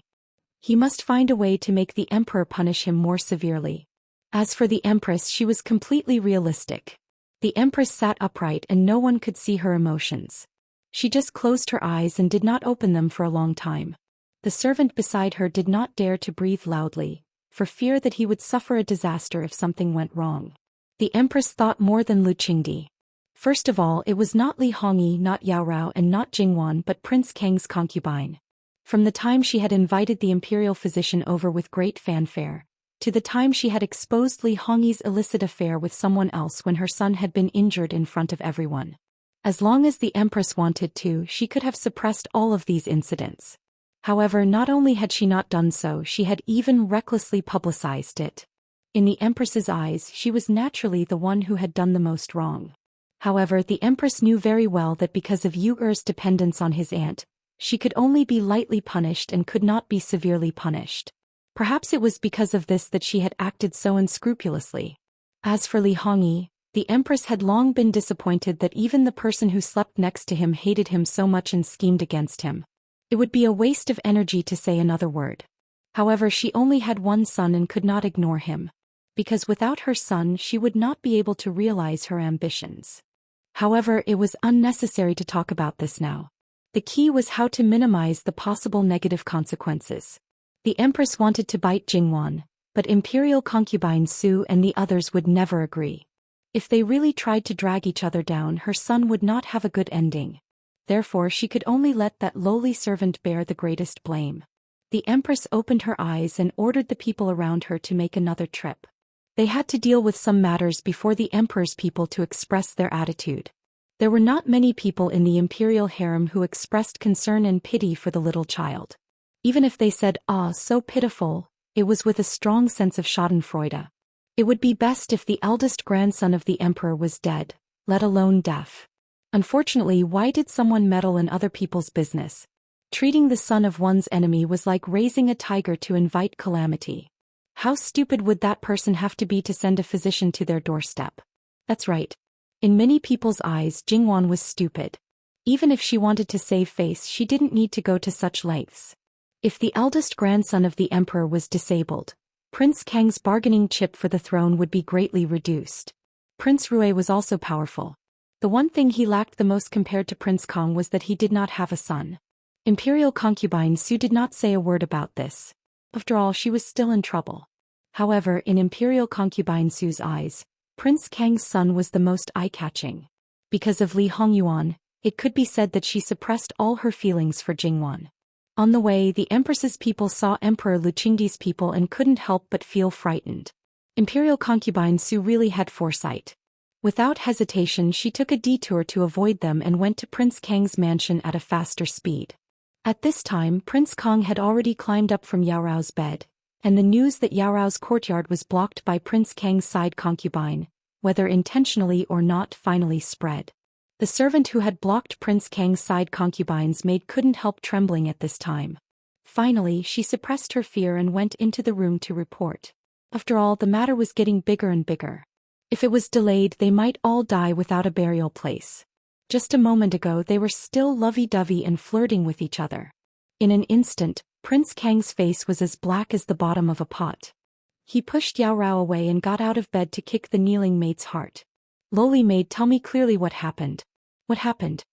That maid was kicked until she vomited blood and trembled like sifting chaff. Enduring the pain, she told the story intermittently. Prince Kong was reckless and impulsive. He was not smart, but he was not completely brainless. Now he realized that he was finished. This time, even if he didn't die, he would lose a layer of skin. Ignoring the maid on the ground and Yao Rao, he pulled his clothes and hurriedly put them on. Without even wearing shoes, he rushed to his son's courtyard. Yao Rao, who was lying on the bed, had an unusually gloomy expression. She didn't expect that not only did she fall once, but before she could completely get up, she fell for the second time. And this time it would not be so easy to get up. Yao Rao had been struggling for many years. If her brain wasn't enough, she would have died long ago. She was very clear about her current situation. Li Hongyi, that waste, would absolutely not be able to protect her. She didn't dare to have a bit of luck. Yao Rao came down from the bed. She didn't have a single thread on her body. She didn't seem to feel cold at all. She directly walked in front of the maid and also kicked her. Not only that, she also stepped on the maid's neck. "The concubine sent someone, why didn't you inform me?" The maid was very scared, but she didn't dare to resist at all. Master, this servant thought that the concubine wanted to borrow the heir's favor, so..." Yao Rao leaned over and slapped her. She deliberately bent her finger slightly and scratched the maid's face, leaving several bloody marks. "You have only been in Prince Kang's mansion for 1 or 2 days. The concubine wants to use this method to gain favor? You're just a waste who can't do anything right." Yao Rao was so angry that her chest couldn't help heaving up and down. What kind of temperament the concubine had, she was very clear about it. Because of this, she dared to be unscrupulous in Prince Kang's mansion. She held on to Prince Kong, that man who couldn't stand good words, and from time to time gave him some ideas. She was the most powerful person in the mansion. If the concubine came to find her, it would not be fake. The people under her actually made such a low-level mistake. It was really not a small mistake, but a big mistake could be fatal. Perhaps it was because she had been too relaxed and too idle for half a year. In a moment of carelessness, the people under her also became impetuous and frivolous. However, although this maid was one of her own people, she hadn't been with her for a long time. "Someone come." Another 2 maids came in and respectfully stood there. They didn't say anything and didn't even look at her. "Help me and this cheap maid change our appearance," Yao Rao coldly said. She didn't ask where these 2 people went before. She wanted to save her life now, so she could only use this method. The maid on the ground suddenly opened her eyes wide. She was very clear about what was going to happen next. Speaking of people, as long as they could live, no one would want to die, especially when they had been living a good life before. Master, please spare my life. This servant knows that she was wrong. Please give this servant one more chance. Give this servant one more chance, Yao Rao sneered. "So, you want this master to die?" She also threw something in front of the maid. The maid's voice stopped abruptly. Her lips squirmed, but she couldn't say another word. After a moment, her heart was like dead ashes. The other 2 good sisters pulled her up and used something to smear her face. And Yao Rao's face was also treated like this. If one paid a little attention, they would find that Yao Rao's several trusted maids were actually very similar to her figure. In terms of appearance, there were also similarities.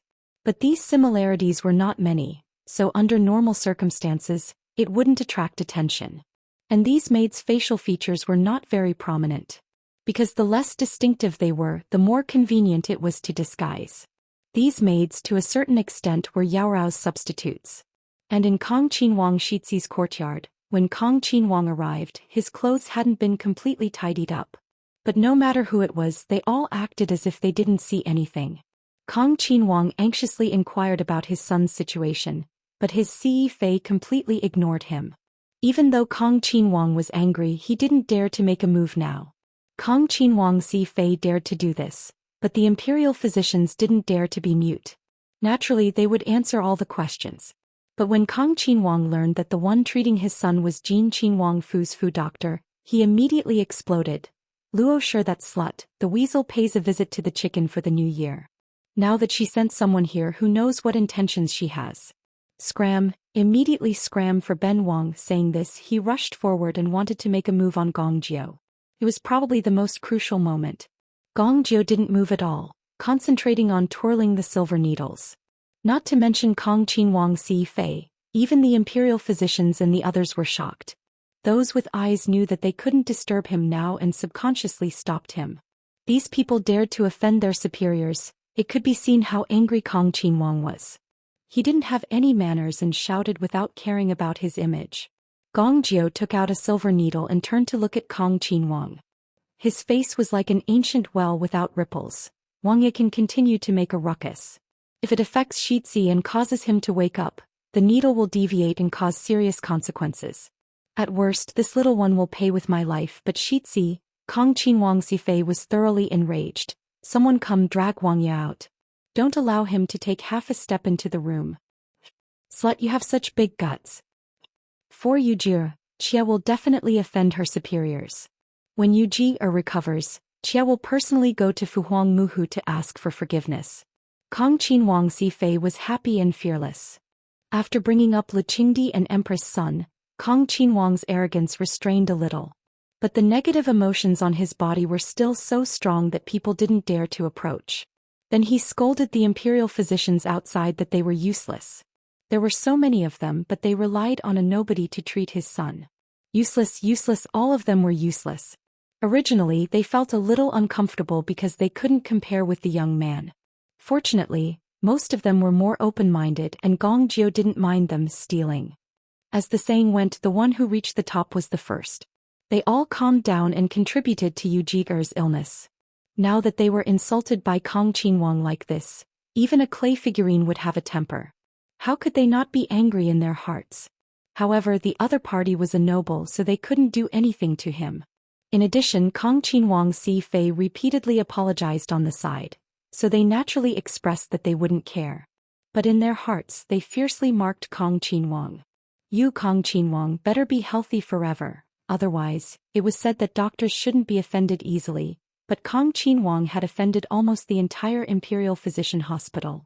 Kong Qin Wang didn't stop. As for Yao Rao's side, she quickly tore off a mask from the face of Yao Rao and her maid. With 2 masks in hand, Yao Rao handed her mask over. The person in charge of the disguise stuck the mask on the maid's face. After some processing, he quickly changed the maid into Yao Rao's clothes. Not to mention other things, just by looking at her face and figure, one would think that she was a pair of twin sisters. You're not dead yet, Yao Rao said coldly. The person who was originally in a daze seemed to have come alive in an instant. Her every move was another Yao Rao. Even Li Hongyi, in a state of unease, would be able to defend the authenticity of the mask. Yao Rao nodded with satisfaction. Just as she was about to put on the maid's mask, she hesitated for a moment. Go and bring another maid in. This maid who had also angered Li Hongyi was also not safe. She had to find another person who was more peripheral to guarantee her 100% survival. Fortunately, she was prepared from the beginning, so she didn't have to worry about not being able to find a candidate. Only this person would be completely kept in the dark, that's all. The maid who was in charge of cleaning was brought in. Speaking of which, since she was in charge of cleaning, her hands and feet were not tender. However, this maid was different. She was pampered by her master, so she didn't need to do much work. Moreover, she often got good things from her master, so she didn't know how many people were envious and jealous of her master. Now that her master was looking for her, she happily came in. When she saw her 2 masters, she was unusually surprised, but before she could speak, her mouth was blocked from behind. Very soon she lost consciousness and fainted. Not only that, she was also fed a mute medicine so that even if she suddenly woke up, she wouldn't be able to open her mouth. Similarly, Yao Rao took off the mask from the maid's face. This time Yao Rao didn't hesitate at all. Soon after, she put on the maid's clothes, combed the same hair ornament and put on the head ornament. After changing her clothes, Yao Rao turned around and put some things into a small chest. After that, her bearing changed. Originally she had an enchanting figure, but in an instant she changed into a somewhat naive maid who was somewhat proud of herself because of her master's reward. Just like that, she swaggered out with the chest. When the other servants in the courtyard saw this, they didn't suspect anything. And inside the room, the maid who was doing the rough work had changed into the maid who was disguised as Yao Rao. Her hands and feet were tied behind her back and her mouth was also gagged. Perhaps because her fate was already determined, Yao Rao was instead calm. Looking at her own face, she sneered again and again in her heart. Look, naive idiot, she really thought that she got the favor of her master for no reason. She didn't know that she was just a substitute for her master. Essentially, she was the same as that animal. And she was also nothing more than an idiot without any power to resist. As for the other two maids, they were the two martial artists beside Yao Rao. At this time, one stayed behind and the other went to look for Yao Rao. Although Yao Rao was now wearing the skin of a maid, but she was still not completely safe, because as long as concubine Luo died, this identity would have no backing. In the past she had obtained so many good things, but later she would definitely be targeted. Therefore Yao Rao had to change her identity again. As for whether she would leave Prince Kang's mansion or not, she would see the situation later. For Yao Rao, it would not be difficult to change her identity again. The so-called substitute, there was one comic too, and naturally there was a 3. A substitute still needed a substitute. This 3 was the kind that did not attract attention at all. After killing her, she would disguise herself as a maid who did the rough work and pretend that someone was greedy for money. After killing the maid, she would replace the 3rd identity. Everything would be perfect.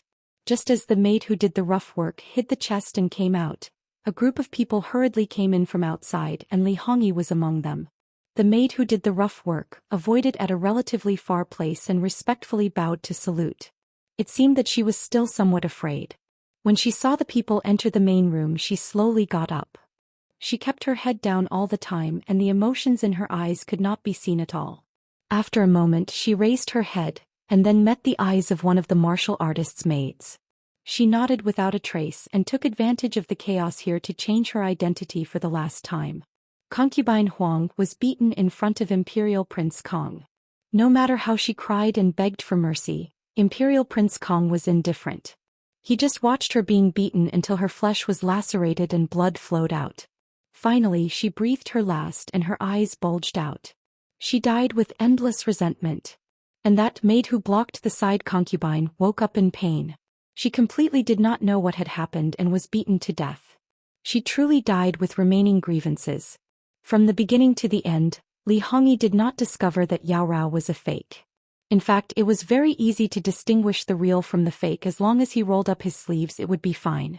After all, he and Yao Rao had just made love not long ago, and the traces on his body were very obvious. However, who would have thought that in such a short time the person would be changed? And Li Hongyi only wanted to let Yao Rao die earlier, so as to reduce his guilt. He had never thought that Yao Rao had helped him a lot in this half-year. Not long ago she was still flirting with him. But now she was so merciless and he did not regret it at all. He was selfish and heartless. Perhaps he thought that he was straightforward and decisive, as a superior should be like this. However, before the ground was cleaned up, Luqing Emperor's chamberlain was brought over by the servants. Looking at the disfigured corpse, and then looking at the people of the Empress Palace who were respectful to him with a smile, the chamberlain sneered in his heart and moved quite quickly. And then looking at Prince Kong, who had a sorrowful face, he kept saying that it was his fault. He should not have beaten the child. It was that lowly maid who pestered him so that he did not know about his son's injury in time. It was his fault. It was all his fault. He was sorry for the child, sorry for the deceased Wang Fei, sorry for his father and mother. It could be said that he was weeping.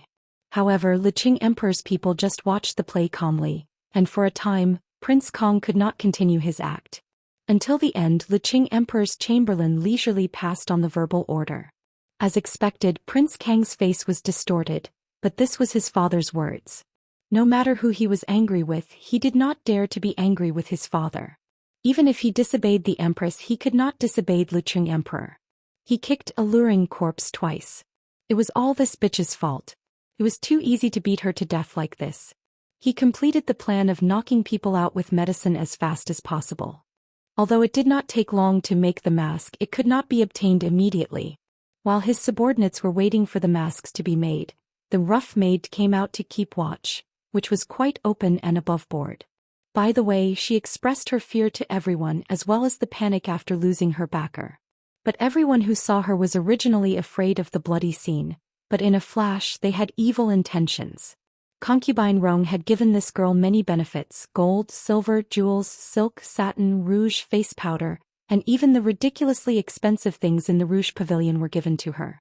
A rough servant girl was actually able to stay in a room all by herself. This treatment was even better than a first-rate servant girl. How could people not be envious? It wasn't that no one had suspected why Concubine Rong didn't directly promote her since she thought so highly of her. Instead, she stayed as a servant girl. However, all of their suspicions were thrown out of the window when they saw those treasures. After Enchanting Rao finished her performance, she reckoned that it was almost time for her to leave, and some of the maidservants followed after her.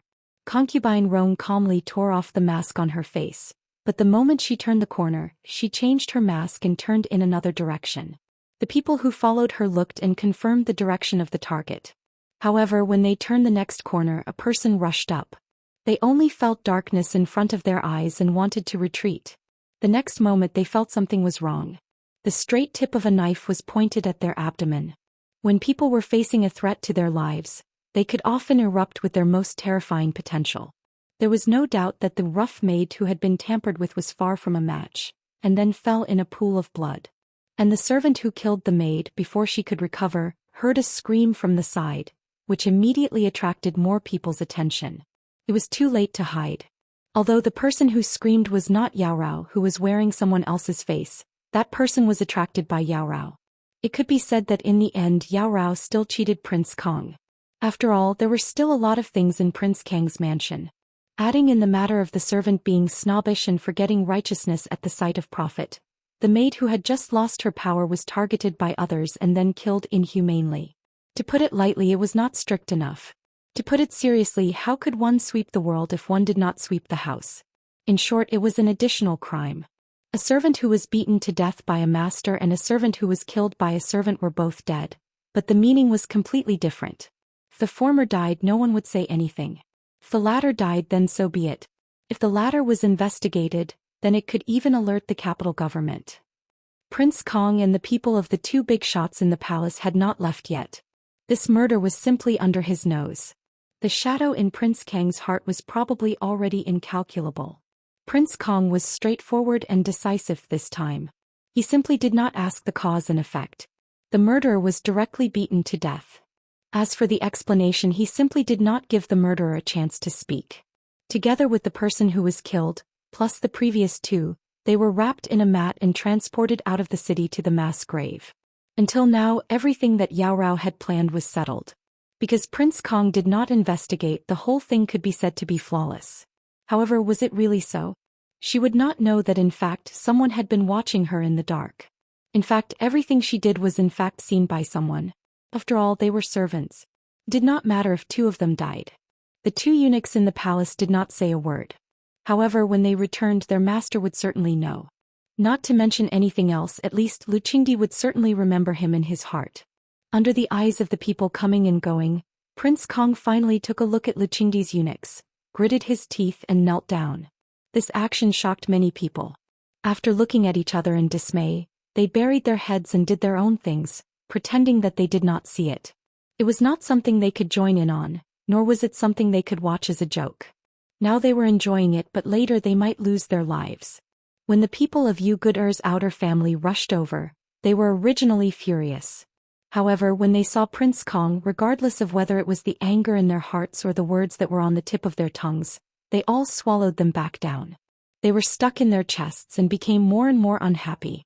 After this period of fermentation, they basically knew everything that they needed to know about this matter. Next, it was basically the time for the families to send their greetings and care. After that, Prince Kang's glorious deeds would probably be known to everyone. Jingwan was also preparing, but her preparation was perhaps not the same as others. Jingwan asked Eunuch Mu to take a lot of banknotes and start to visit the brothels, pleasure boats and dance halls in the capital. There was only one purpose: to buy a large number of courtesans and courtesans. Eunuch Mu said that he was really miserable. He went to those brothels again and again. Obviously, there were many real men under his master's command, but he, a fake man, was asked to do this kind of thing. Why didn't the princess think about his feelings? It must be because he defended the princess, so the princess was taking revenge on him. Eunuch Mu wiped away the tears that didn't exist. No matter what, since it was the princess's order, it must be completed seriously and perfectly. The eyes of the capital's noble families were all on Prince Kang's Fu. Therefore, other than the seller, there were not many people who noticed the change in Prince Jin's Fu. And the insiders were secretly pondering, could it be that because Jin Qinhuang had disposed of Prince Jin's beauties, she bought him a large number of beauties as compensation? If it was really like this, did they all misunderstand Jin Qinhuang's princess? But how could it be that Jin Qinhuang was angry and the princess did this recently? Then Jin Qinhuang was probably lifting a stone to smash her own foot. The fun in Prince Kang's Fu was enough to pass the time for a long time, and Jin Qinhuang's Fu didn't seem to be outdone. Jingwan wrote and drew on the paper, "The number of people doesn't seem to be enough." When Eunuch Mu heard this, he almost stumbled. It was more than the number of people who were dismissed before, but it was still not enough. "Wang Fei, what do you want to do?"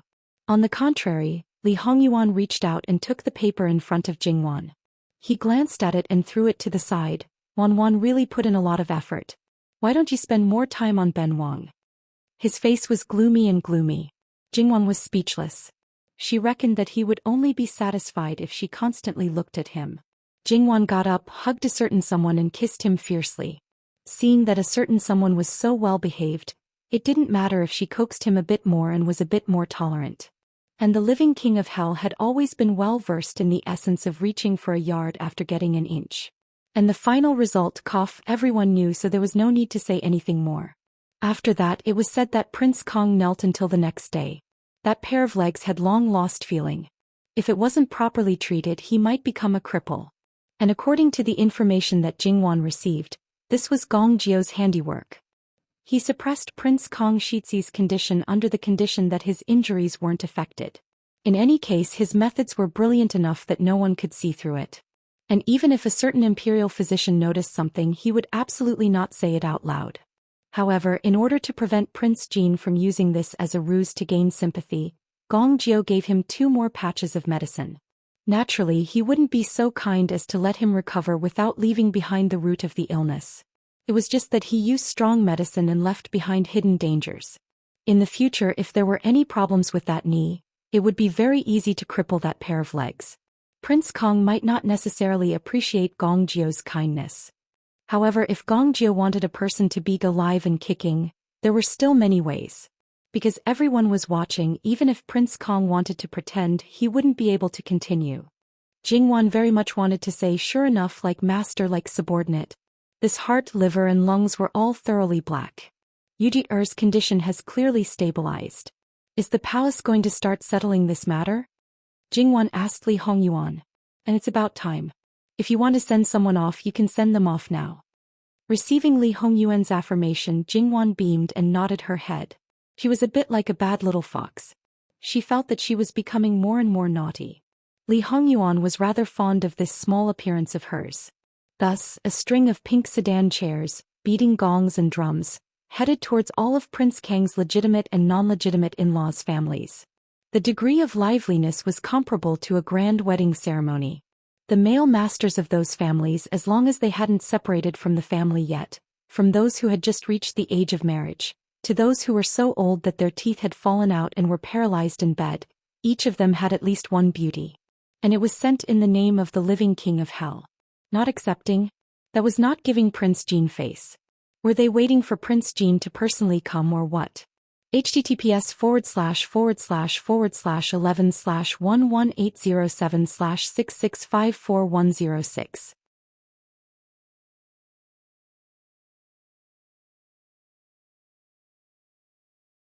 Chapter 381. It was reasonable to say that to cause chaos in the inner residence, it would take a period of time to ferment. After all, even if there were schemers and courtesans among them, they would need time to do something. Who would have thought that they didn't even need to lift a finger? Prince Kang's in-laws would cause a ruckus on their own. And the reason was very simple. As the saying goes, which family doesn't have a few lecherous people, and they may not have the money to go out and spend it. For some beauties they could only drool over them, but they didn't even have the opportunity to touch their small hands. Now it was different, someone delivered themselves to their doorstep for free. From now on, let alone touching their small hands, they could do whatever they wanted after closing the door. As a result, between brothers, between uncle and nephew, and even between father and son, there were open and covert fights. The situation could be imagined.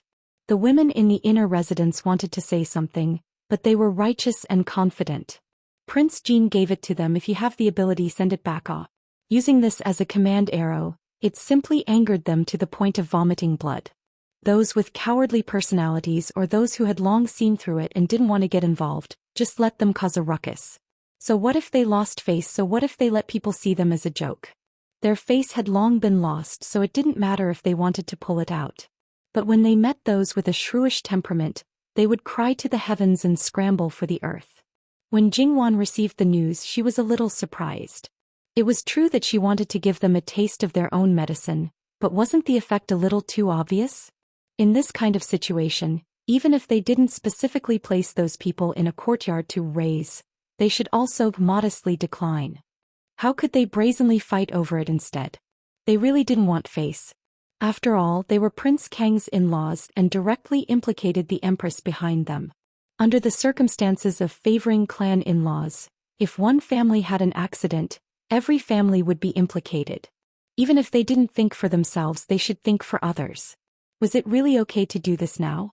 At least after the Empress learned of this matter, she would certainly cut people down. And as the main culprit, her name would definitely be hung high in the Empress's eyes.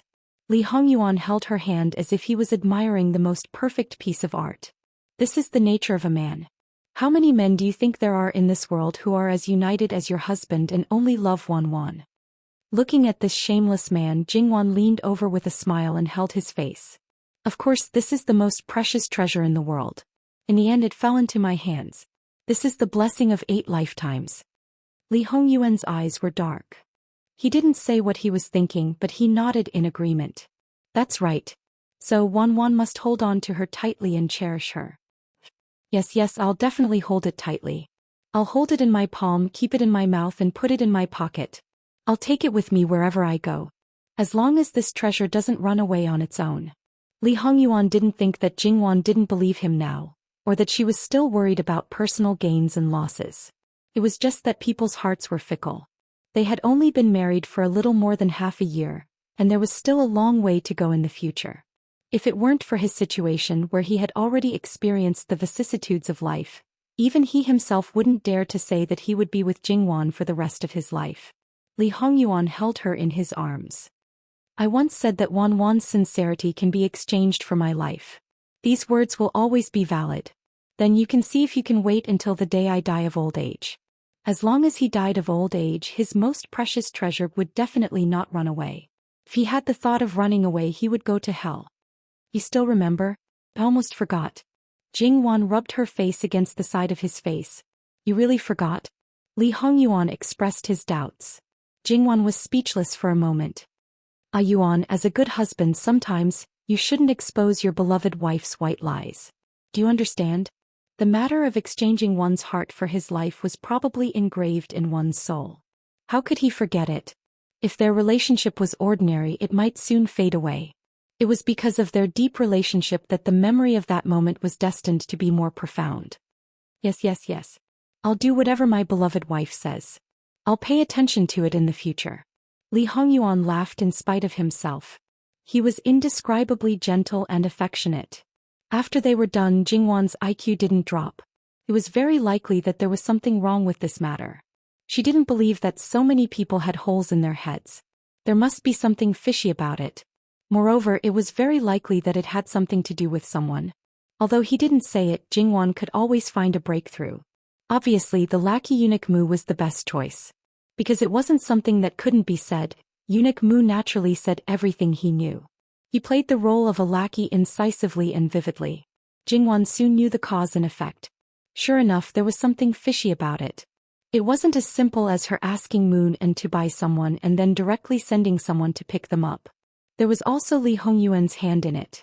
Of course, his usual style was to directly give orders. As a result, the situation changed. He didn't send someone casually but carefully. Some men always had 1 or 2 sweethearts in the red light district. They could see them but they couldn't touch them. It was simply like a magic barrier. When the person was sent to them, they naturally didn't care and threw everything to the back of their mind. Jingwan said in her heart this was really. In terms of black-hearted and ruthless, how many people could be compared with Jin Qinhuang? Just a small matter could make him turn over a storm. However, in the end Li Hongyuan did it for her. Otherwise, who would do such a boring thing? Naturally, she accepted his kindness. Jin Qinhuang Fu was calm and tranquil. From top to bottom they did what they should do. There was no impact at all. Outside it was a complete mess. Prince Kang's righteous Yu clan, because he did not have a second wife, was naturally the only one. For such a large clan, there would definitely be a lot of disputes inside, so naturally it would be the most lively. Of course, this liveliness was different from other clans, it was purely an internal war. It was probably because there was a second generation who had a deep Chinibu syndrome, jumping up and down, either fanning the flames or stirring up all kinds of trouble. Originally, when it was about to die down, he would reveal some shocking information that others did not know about, causing the flames of war to reignite with a whoosh whoosh whoosh whoosh whoosh whoosh. As for whether Li Hongyuan's hand was involved in this, it was unknown. After all, even Eunuch Mu didn't know, so there was no way to talk about it. It hadn't even been a day, but he directly sent a plate to the palace to ask for an audience with the Empress. This kind of life was really hard to pass. In the end, this was all caused by Prince Kong. Empress, are you going to do something about it or not? As the saying goes, when one person takes the lead, others will follow suit. The concubines in Prince Kang's harem also had high and low family backgrounds. Some of them came from the lower class and naturally didn't even have a maternal family. The highest ranking among them was probably a third or fourth rank official. They weren't even related to their father. But at this time there was no doubt that they were harmed. How could they ignore it and watch with folded arms? Look for the Empress, together. If they didn't give an explanation, naturally they shouldn't expect them to not do things diligently in the future. Originally, Jingwan didn't want to do anything to Prince Kang's other Tsifei, who was abandoned by the family.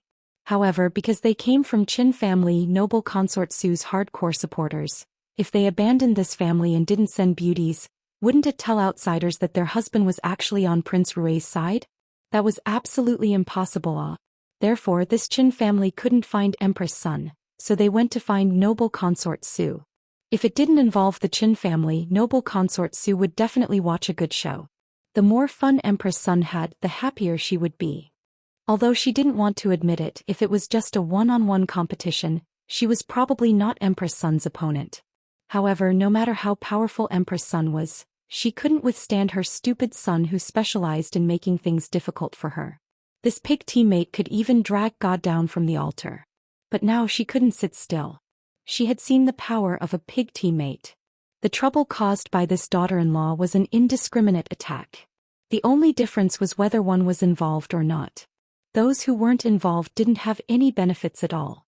If one was too focused on watching the show, he or she might accidentally be involved. It was just that the people watching the show hadn't realized this yet. Noble Consort Su's endurance was not as good as Empress Sun's.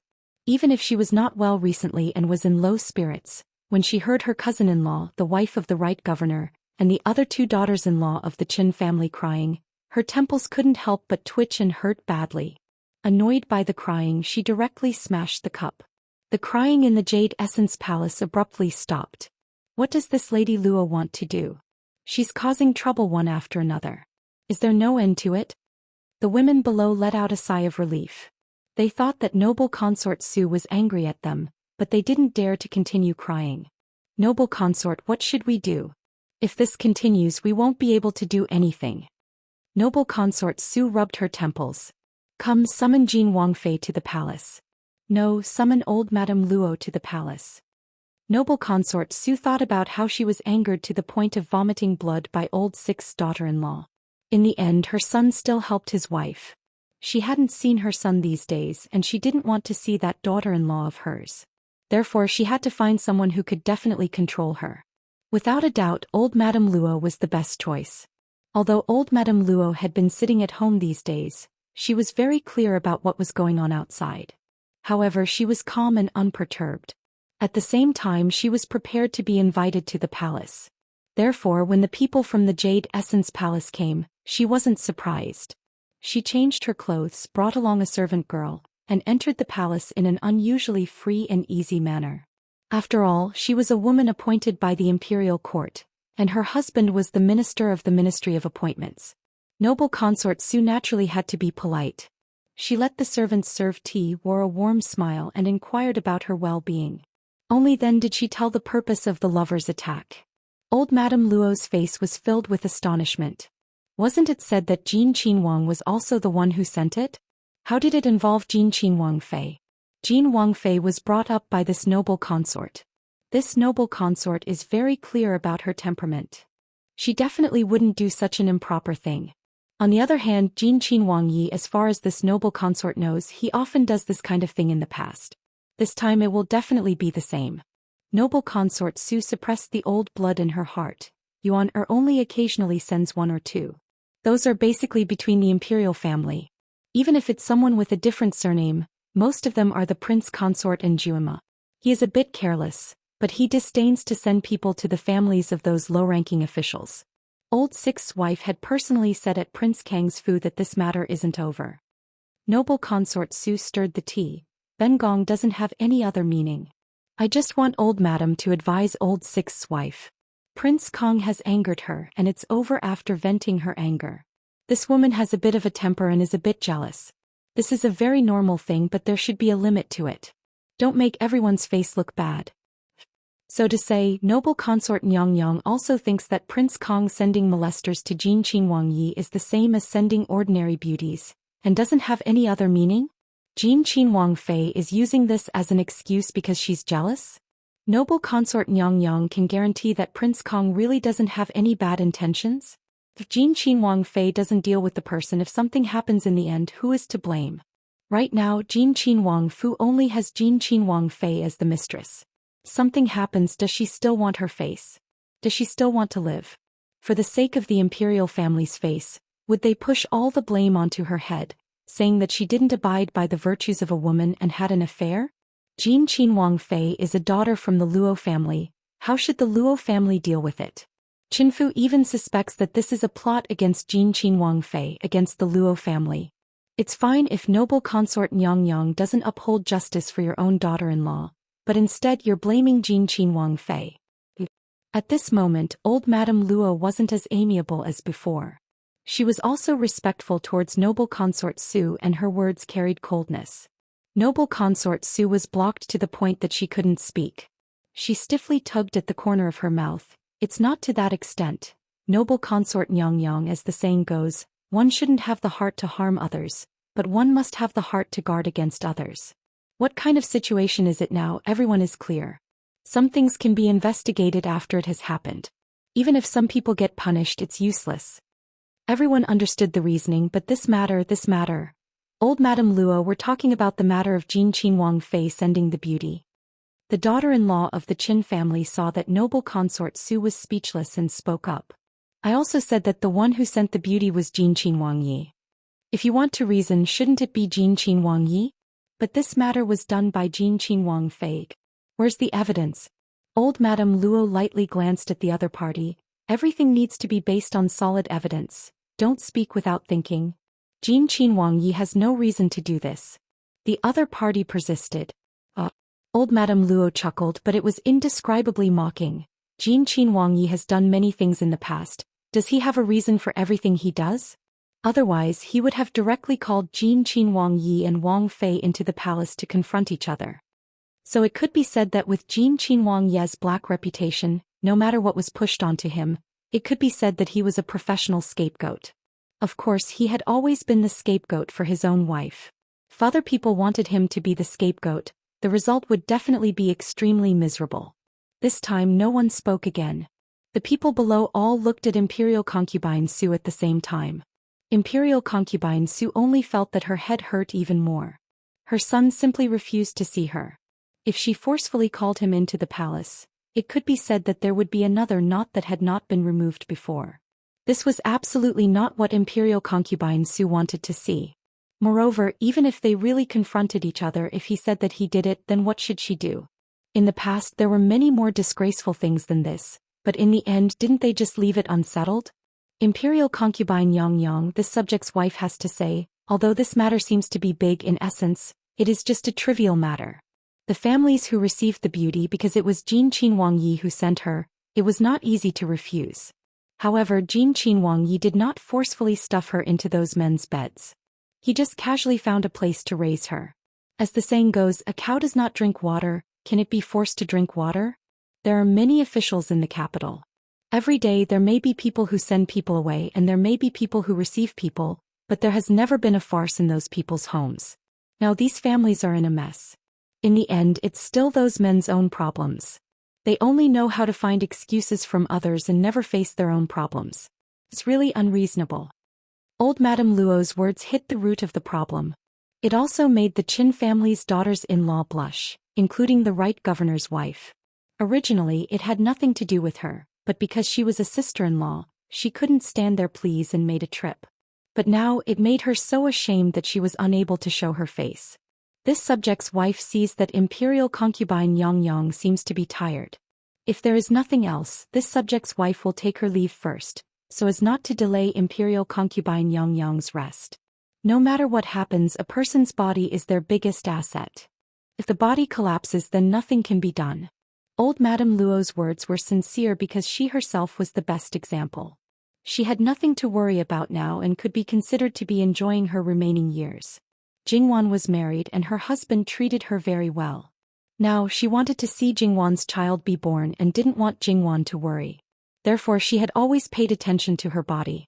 Imperial concubine Su nodded. Many thanks for old Madame's concern. Ben Gong will have someone send you out of the palace. Old Madame Luo gave her thanks, turned around and calmly left. The remaining Qin family's daughters-in-law looked at each other in dismay. Imperial concubine Yang Yang, Imperial concubine Su waved her hand. With old Madame Luo's comparison, she felt more and more that these people didn't have any eyesight. You all heard it. This matter is unreasonable no matter how you talk about it. You all should also go back. Properly managing your own men is the right thing to do. If you can't lock them up, then it's your own problem. Ben Gong is tired. She couldn't really go find Jin Qinhuang, so this matter could only be left unsettled. Therefore, she sullenly asked Imperial concubine Su to take her leave. However, after listening to old Madame Luo's words, Imperial concubine Su's heart also settled down. The Empress wouldn't find trouble with her.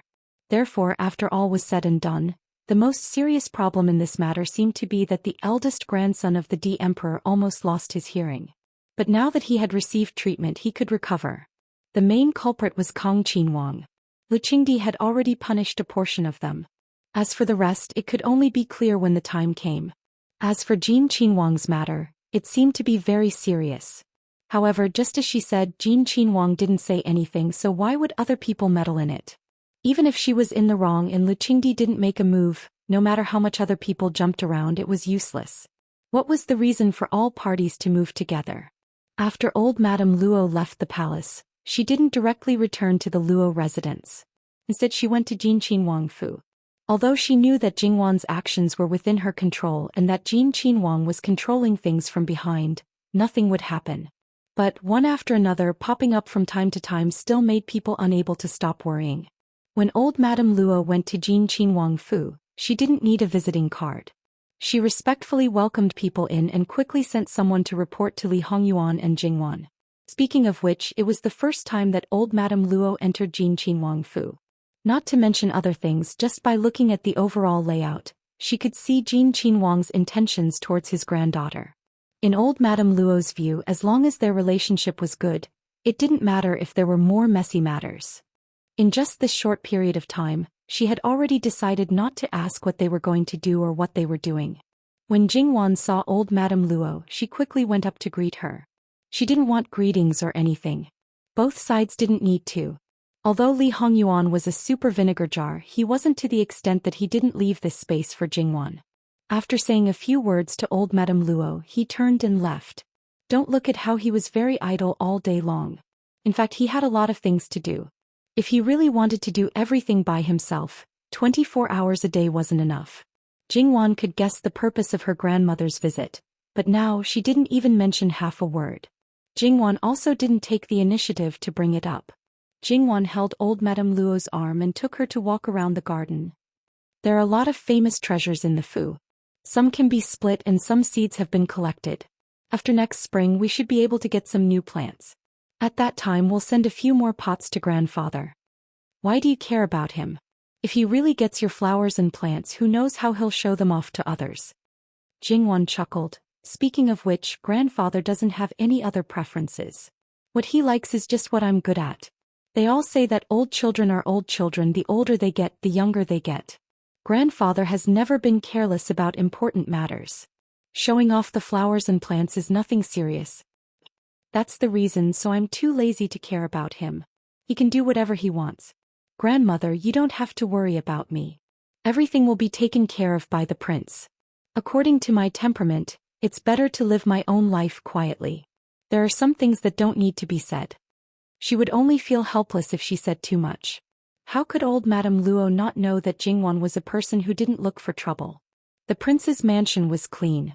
There was no need for her to make trouble for others. Old Madame Luo basically understood all the unsaid words. However, she might have misunderstood a little. In her opinion, Li Hongyuan wanted everyone to focus on Jingwan so that she could do something in secret. Even if she protected Jingwan well and didn't let her get hurt, old Madame Luo still felt a little angry in her heart. Jingwan didn't know what old Madame Luo was thinking. Naturally, she wouldn't explain because no one would believe her if she said it. Just because he wanted to see that his wife cared about him very much, it was not enough to talk about it. He needed to do something to prove it. It was so childish and made people speechless. Ordinary people wouldn't do it. However, Li Hongyuan was right. She didn't want outsiders to know that her husband was sick. As for what old Madame Luo thought, before old Madame Luo left, Li Hongyuan came out to see her off. This was a bit unexpected for old Madame Luo. After all, he was a prince. There was no need for him to do so. However, she understood the reason immediately. In the end, it was because of Jingwan. Her previous anger dissipated a little. However, she still found an excuse to send Jingwan away. How could Jingwan not understand? He was very cooperative. His Highness asked Jingwan to create trouble. No matter what his purpose is behind it, I hope that you can make sure that Wanwan is safe. Because of you, she has a bad reputation. I also hope that you don't let her down. If you didn't get her in the first place, it wouldn't be a big deal. However, if you get her and lose her, it will be an extremely painful thing.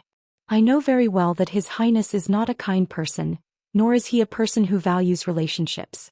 However, since you have given Wanwan a gentleness that no one else has, it doesn't matter whether the dream you once said was true or not. It means that she is indeed different to you. I hope that this friendship can continue. Even if you lied to her, please lie to her for a long time. It would be best for a lifetime. Li Hongyuan listened to old Madame Luo quietly. He didn't care about old Madame Luo's doubts about him. He only cared about Jingwan's thoughts. And what old Madame Luo thought was not completely wrong. However, that was just Li Hongyuan's purpose. Because there would be a war in the northeast border city this winter, it was not easy to secretly increase military supplies.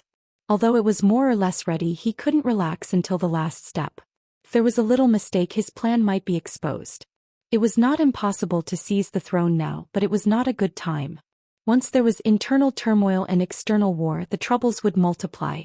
Not to mention, he originally estimated that the war might be brought forward this year. Because he and Jingwan stayed in Jiangnan, he made arrangements. Looking at the current situation, the time of the war would basically coincide with the time in his previous life. It was impossible to push it back. After all, Li Hongyuan was a human and not a god. It was already good enough that he could control the situation this year, and it was closely related to another country. In his previous life, Fu Yunting held on for a year and was defeated by their own people. Li Hongyuan wanted to save the lives of 200,000 to 300,000 soldiers. It was not something that could be done with just a few words. Moreover, there was still no clue as to why his father wanted to exterminate Fu Yunting's family. Of course, there was the possibility that Li Hongyuan did not investigate carefully. All of these things had to be carried out in secret. Therefore, it was better if there was someone to distract his attention. If it was not his wife, he would have created another incident. However, because of what Jingwan did, he did not divert his attention to plot. Don't say that Li Hongyuan was the idle king and no one paid attention to him. In fact, some of the things he did were already exposed. After all, it had been several years. If no one noticed at all, then his opponents were really a group of idiots. Currently, they had not found him. As the saying goes, it is better to be safe than sorry. It was good that someone was disrupting their line of sight. After all, Li Hongyuan had such a troublesome wife. Even if he did not give up some of his suspicions, he would still lower his guard. Therefore, Li Hongyuan did not deny Madame Luo's opinion. It's just empty talk. Madame Luo, you just have to wait and see. Therefore, it is better for you to live a long life. Wan's thoughts are the same. This old woman of mine is doing well. Prince and Princess Consort, you don't have to worry. That can't be better. Jingwan appeared at the right time and then sent Madame Luo out of the prince's mansion. Of course, she still prepared a lot of things. For example, there were many good medicinal herbs in the gifts sent by the He family. Half of them were given and the palace did not have a share. However, the He family must have prepared more for Lu Qingdi. After sending Madame Luo away, Jingwan put her hands on her hips and said fiercely, "Tell me honestly, what did grandmother say to you?" Li Hongyuan smiled enchantingly and brushed his fingertips across Jingwan's face. He lowered his voice, "Wan, what did your grandmother say to me?" Jingwan felt that her ears were about to become pregnant. Bastard, this trick again. Every time it was like this, but she could not resist it. She slapped his hand away. "I'm too lazy to talk to you." She turned and walked away. She could basically imagine what her grandmother would say. Li Hongyuan rubbed his fingers as if he was reminiscing. He followed Jingwan slowly with a smile. Li Hongyuan knew what would happen to noble consort Su. He also believed in Madame Luo's fighting ability. With his own reasons, noble consort Su would not care. However, the Empress would definitely not let it go. Even if she knew that Jingwan was wrong in this matter, her attitude would not be the same as noble consort Su's because this matter concerned her face and even her status. No matter how much she could bear it, she could not bear it. If she did not do anything, she would only be ridiculed by the concubines. They would think that she was not so capable. If an empress who was not valued by the emperor lost her prestige in the harem, the consequences could be imagined. Therefore, she made the empress seriously ill, not only to break Prince Kang's arm, but also for Jingwan. Empress Sun was too shrewd. When she really planned something, she might not be able to completely prevent it. Just when Prince Kang's condition was stable and he only needed to take medicine for a period of time to recover, there was suddenly news from the palace that the empress vomited blood and fainted. She was in great pain. Prince Kang's heir apparent's injury could cause quite a commotion. The empress's sudden illness naturally made people feel even more anxious. Especially those in Prince Kang's faction. To a certain extent, Prince Kang might be the center, but the empress was their stabilizing force. With Prince Kang's temperament and ability, if it was not for the empress, the number of people who supported him would be reduced by at least 2/3. It could be said that without the empress, Prince Kang absolutely had no hope. Prince Kang's understanding of this point might not be very clear, but he vaguely understood. So he panicked all of a sudden and did not think about anything else. He hurriedly rushed to the palace. The 2 or 3 imperial physicians who were still in Prince Kang Fu also entered the palace at this time. As for Gong Jiu, no one allowed him to go together. After all, the palace was not an ordinary place. With his status, he naturally could not go in at will. Moreover, even if he wanted to go in, it would be Li Hongyuan who brought him, not Prince Kang nor the imperial physicians. Because Yu Jier only needed to continue taking medicine, Gong Jiu returned to Prince Jin Fu. Li Hongyuan leisurely flipped through a book and asked him to prepare before following him into the palace. Gong Jiu complied. Those who did not want anything to happen to the empress were not only those in Prince Kang's faction, but also noble consort Su and the others. If the empress fell, then the balance in the harem would be broken. There would be no one else who could compete with noble consort Su. The older emperor Lu Qing got, the more suspicious he became. He did not want to give up the position below him and would not sit by and watch this kind of situation. If he wanted to establish the balance, then he could only let noble consort Su fall. The other imperial concubines could not see through the stakes in this and would also think that without the empress, noble consort Su's family would be the most powerful. They would have plenty of time and energy and it would only be more difficult for them. Therefore, no one really wanted anything to happen to the empress at this time. It was just that when Jingwan looked at Li Hongyuan again, there was a bit of admiration in her eyes. To make the empress fall ill just like that, this ability. After tidying up properly, he slowly entered the palace. His speed was about the same as his other adult brothers. However, as the center of attention during this period of time, Jingwan naturally attracted a lot of attention. Jingwan, on the other hand, acted as if nothing had happened. Many people secretly said in their hearts, just this kind of composure is really amazing. As the mother of the country, many people naturally rushed over at the first moment, but there were even more people who wanted to go but could not.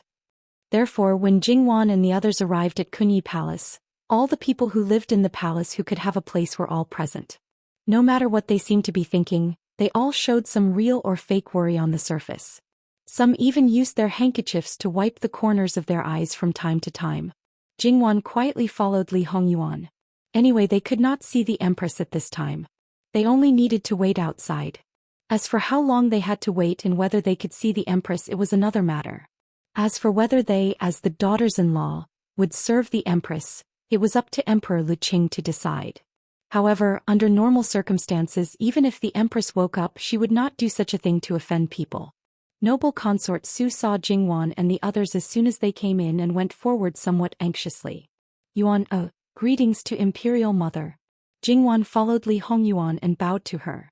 Quickly rise. Noble Consort Su stretched out her hand. Probably because she thought of the current situation, she only helped her up slightly. Noble Consort Su sized up Li Hongyuan. She looked as if she was ill from longing. Li Hongyuan frowned slightly. Imperial Mother's complexion is not very good. Is she feeling unwell? Did you ask the Imperial physician to take a look? What medicine did she take? Li Hongyuan's concern almost made Noble Consort Su cry. No, Imperial Mother is fine. Yuan, you don't have to worry. This son has also brought the estate's physician. Let him take Imperial Mother's pulse. This way this son can be more at ease. Okay, as you wish. Noble Consort Su wanted to mention the unhappiness between them, but when the words reached her mouth, she swallowed them back and changed to a more tactful way of saying, it's just that Yuan hasn't entered the palace to see Imperial Mother for a long time. It's this son's fault. This son has been a little busy recently, but now that I'm done, I can enter the palace to see Imperial Mother at any time. When Imperial Mother wants to see this son, you can send someone to inform this son. The meaning behind his words couldn't be more obvious. Noble Consort Su was naturally happy that her son no longer avoided her, but she also knew very well that there was already a gap between them, and she was afraid that it wouldn't disappear. Noble Consort Su didn't have the courage to touch it and tear open the scar because she wasn't sure if it would heal bit by bit or worsen even more after tearing it open, so she could only maintain the status quo. Afterwards, Noble Consort Su pulled Li Hongyuan aside and chatted with him. Perhaps it was because Li Hongyuan was protecting Jingwan and didn't have a good impression of Jingwan, but for the sake of her son she still said a few words to Jingwan. Jingwan responded with ease. As for the relationship between her and Noble Consort Su, who would care about the true relationship between them? Noble Consort Su discovered that when she spoke with Jingwan, the aura on her son's body was clearly gentler. In her opinion, this son still hoped that the mother-in-law and daughter-in-law could get along well, so she endured the unhappiness in her heart and chatted with Jingwan more. Jingwan saw this and understood that she was in the palm of her son's hand. Could even be said that she was being toyed with. To be honest, Noble Consort Su as a mother was actually quite bitter and sullen. However, Jingwan didn't sympathize with her. It could only be said that Noble Consort Su reaped what she sowed. It was either wholeheartedly good or it was business and didn't get emotional. Noble Consort Su chose to be in the middle, so no matter what fruit she bore, she would eat it herself. Many people were paying attention to them. Among them, the most unpredictable one was probably Li Hongming. After this incident, he roughly understood one thing. His mother regarded him as the heir and Li Hongyuan as her son. There was naturally a difference between the two, and sometimes the difference was very big. In the past he would be jealous, but in the future he would work hard to correct his attitude. After all, Li Hongyuan had helped him, so he should still thank him. He hadn't found the opportunity before, so he had to do it as soon as possible. Princess Consort Rui saw everything. She lowered her eyebrows and didn't say a word. Greetings to Imperial Father. These words alarmed the others. Then they all saw Lu Qingdi coming out of the Empress's bedchamber and greeted him one after another. Lu Qingdi nodded indifferently. You may dispense with the formalities. Then his eyes fell on Li Hongyuan. Sixth brother, where is the doctor in your mansion?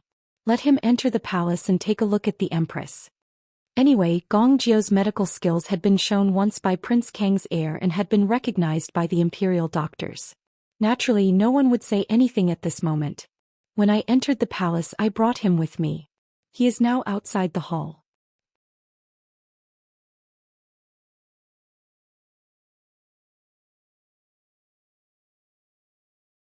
Chapter 382. The Princess Consort was the one who asked me to bring the physician. It has nothing to do with this son. This son originally thought that with so many imperial physicians, it would be fine if they couldn't treat Yujir's injury, but it wouldn't be to the extent that they couldn't do anything about the Empress's illness. However, Wang Fei said that they should be prepared for emergencies.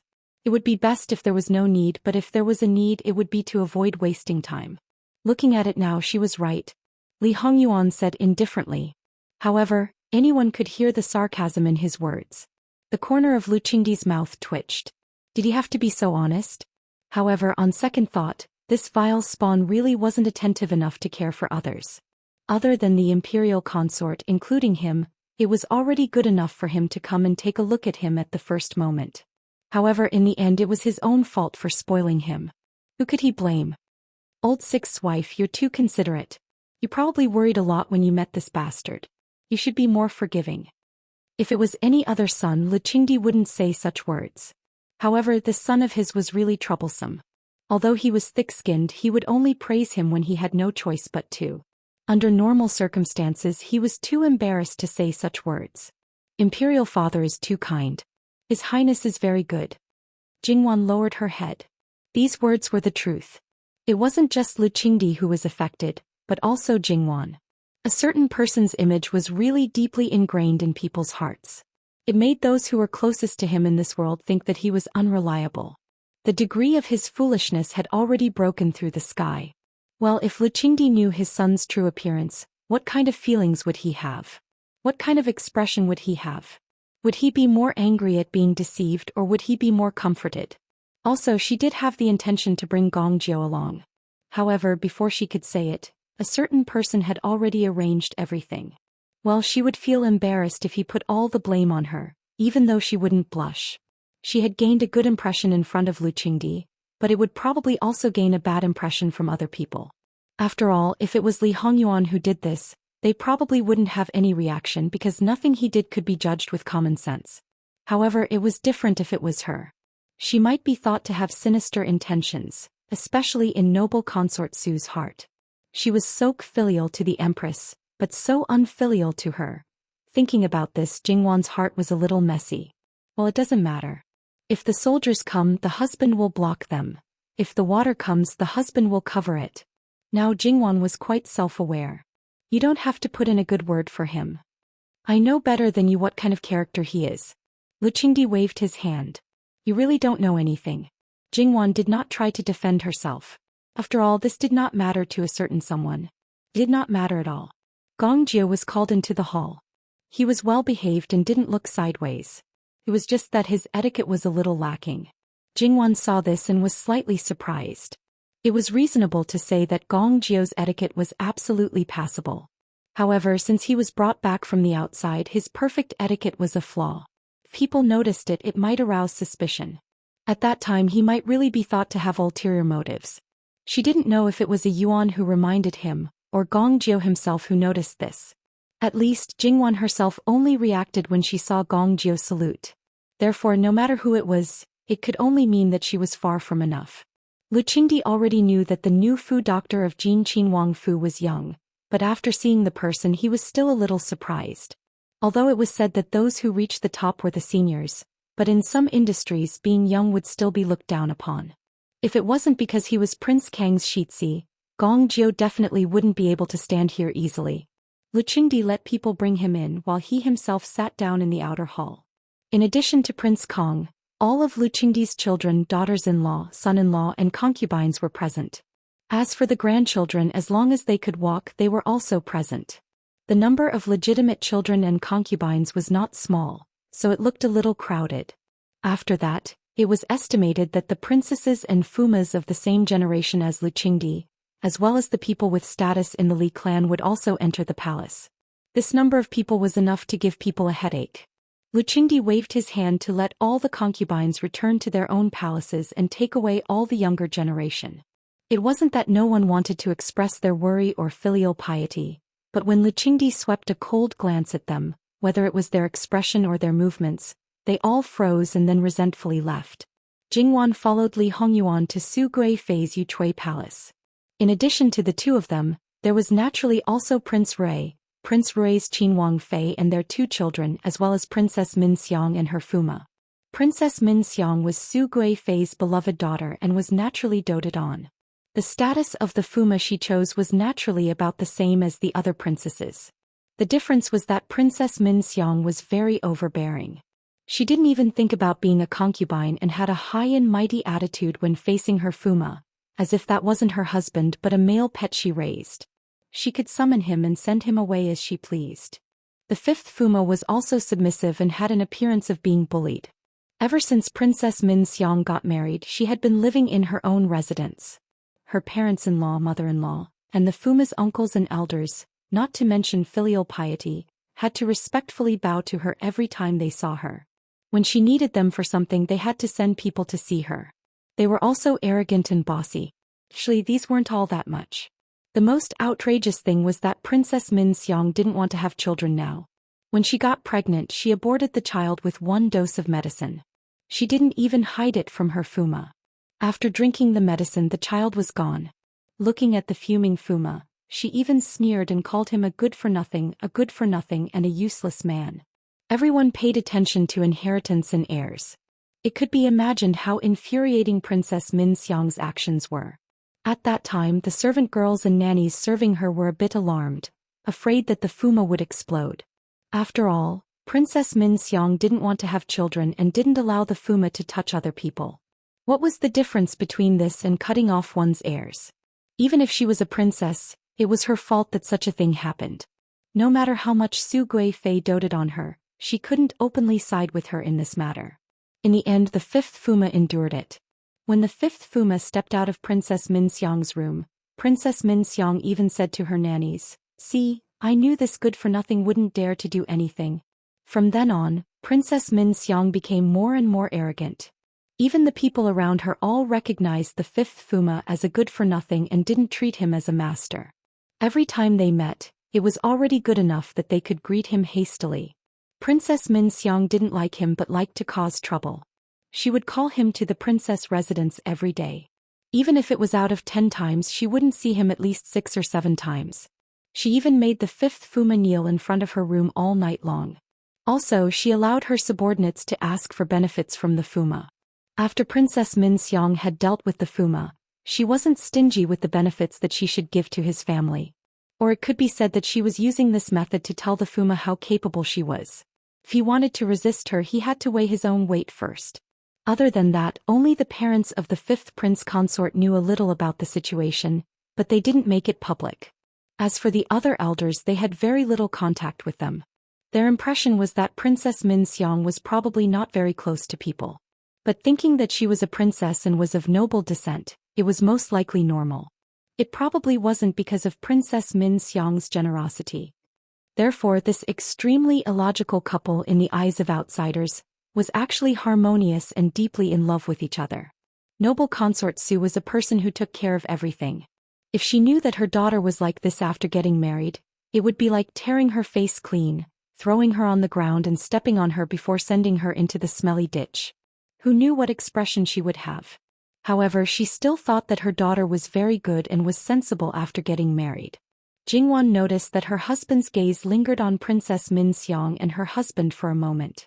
Jingwan also looked over and took a few more glances. That there didn't seem to be anything special. Li Hongyuan saw the confusion in Jingwan's eyes. He only smiled and didn't say anything. Speaking of which, the affairs of the world were really unpredictable. In the previous life, Princess Minxiang's Fuma was Qin Jingmin. She ruined Qin Jingmin's future while Princess Minxiang was in Qin Jingmin's hands. She was as obedient as she could be. Even if Qin Jingmin didn't treat her well, she didn't even dare to tell her mother. Now the fifth Fuma was like this. However, no matter how cowardly a man was, there were some things that he wouldn't tolerate. Once he tolerated and gave way, then there must be a reason for his tolerance. Unfortunately, Princess Minxiang didn't know this. On one hand, she felt that she had been wronged by marrying such a man. On the other hand, she enjoyed the sense of accomplishment of completely controlling this man. Princess Min Xiang feared Li Hongyuan from the bottom of her bones. Therefore, when she met Li Hongyuan's gaze, she couldn't help but shrink back. The fifth Fuma saw this. He never knew that this arrogant and despotic Princess Min Xiang, who could act obediently in front of the emperor, actually had someone who was afraid of her. It was really a rare thing. Speaking of which, the living king of Hell's reputation was very great in the capital. However, his relationship with noble consort Su and her son had always been good. Although he didn't seem to get along well with Prince Rui, he didn't hear of any discord between him and Princess Min Xiang. Thinking about himself, the fifth Fuma felt that there might be something that no one knew about. However, this wasn't something that he dared to investigate. He also didn't have the ability. Her daughter was inexplicably afraid of her adopted son. Noble consort Su was also very helpless. It wasn't that she couldn't think of a way to get them closer. Getting closer didn't have any effect. Noble consort Su sat down on the main seat with a joyful smile. It's rare for all of you to gather together. Now that we're in Jade Essence Palace, there's no need to restrain yourselves. The people below all agreed one after another. There were some things that they didn't want to talk about and some things that weren't good to talk about. Everyone talked about things that wouldn't make others unhappy or taboo. As a result, the scene was quite harmonious and casual. Jingwan liked naive and cute children. Even if they were naughty, they were quite likable when they weren't naughty. As for Prince Rui's two children, they had been taught very well by Princess Rui. It was just that they were a bit quieter and lacked the liveliness that children should have. Jingwan knew that noble consort Su didn't like her and didn't want to annoy her. She would also feel annoyed by those hypocritical pleasantries. Thus, she bluntly called the two children to her side and let someone deal with noble consort Su. In any case, noble consort Su probably just wanted to talk to her son. Jingwan then asked the palace servants of the Jade Essence Palace to bring over some small objects. There were large and small objects and even some beads. The two children were already past the age where they would casually stuff anything into their mouths, so Jingwan didn't have to worry about anything. He just played with the two children. At the beginning, the two children were still a little reserved and occasionally glanced at their mother. Seeing that Jingwan had so many tricks in her hands, they gradually forgot. From time to time they could hear children's words like, "Wow, sixth aunt, you're so awesome," and so on. Their faces were unusually bright. Jingwan gently scratched their little noses and quickly used the beads to string out a lifelike small animal. Otherwise, she would use all kinds of rags to piece together, cut and sew. A cute doll appeared. Although Jingwan's embroidery skills were terrible, basic sewing was not a problem for her. Otherwise, she would draw very simple pictures with some cartoon shapes. The kittens and puppies on the paper were in all kinds of poses and charmingly naive. The simple background layout looked very interesting and the children couldn't be more fond of it. It was one thing for her to do it herself, but she also taught the two children to do it together. However, it was not a rigid rule. It was their own play. Even if they did something wrong, she could turn waste into treasure in a second. Princess Rui looked at her two daughters who were smiling very happily. Her eyes became gloomy more than once. She really rarely saw her daughters smiling like this. The things that Jingwan made were very simple and most of the maids could do it. When they were in the prince's mansion, the maids also played with them.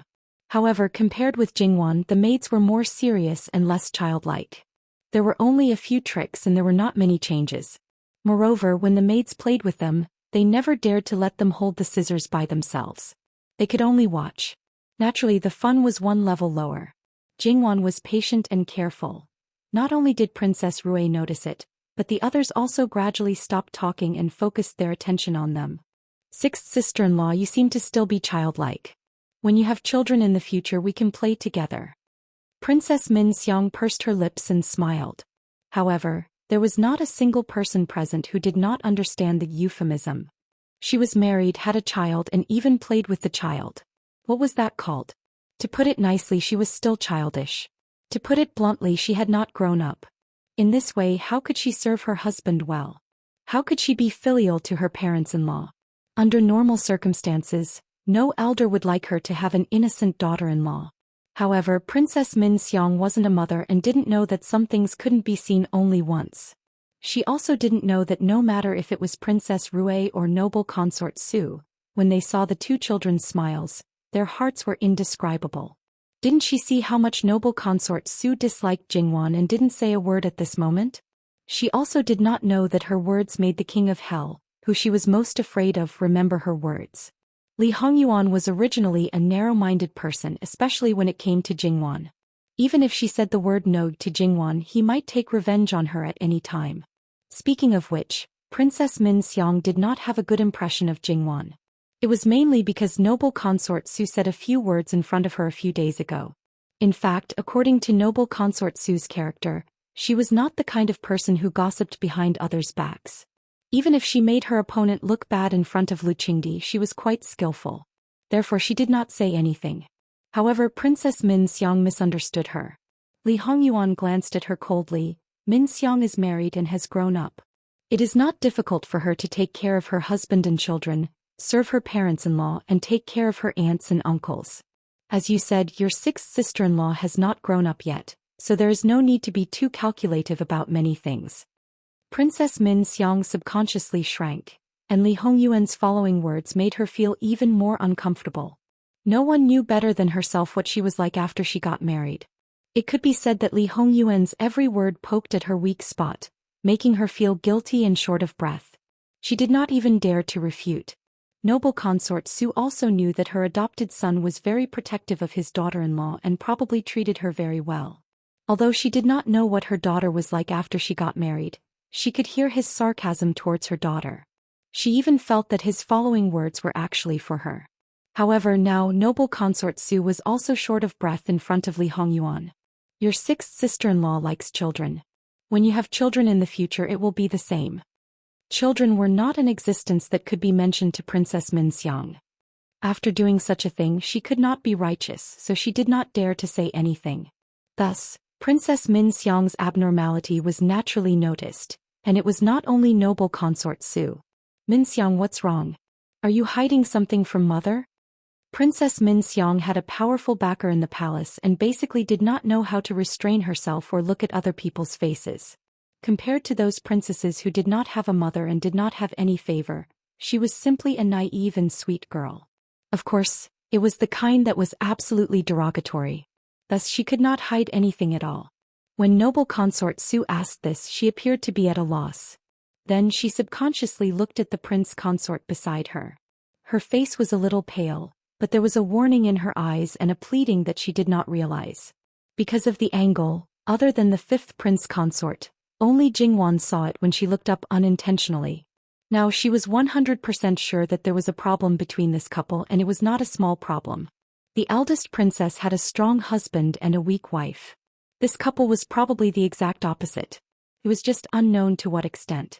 The fifth prince consort did not disappoint Princess Min Xiang. He smiled gently at Princess Min Xiang and looked at noble consort Su. Noble consort, it's like this. Actually, 2 months ago the princess was pregnant, but she did not realize it at that time. The princess accidentally slipped and the child was gone. The princess was very sad about this and blamed herself, so she did not dare to tell noble consort. Speaking of which, this is also my fault. I did not take good care of the princess. Thus, I was very timid and did not dare to ask for forgiveness from noble consort. As he spoke, he revealed a sad and guilty expression.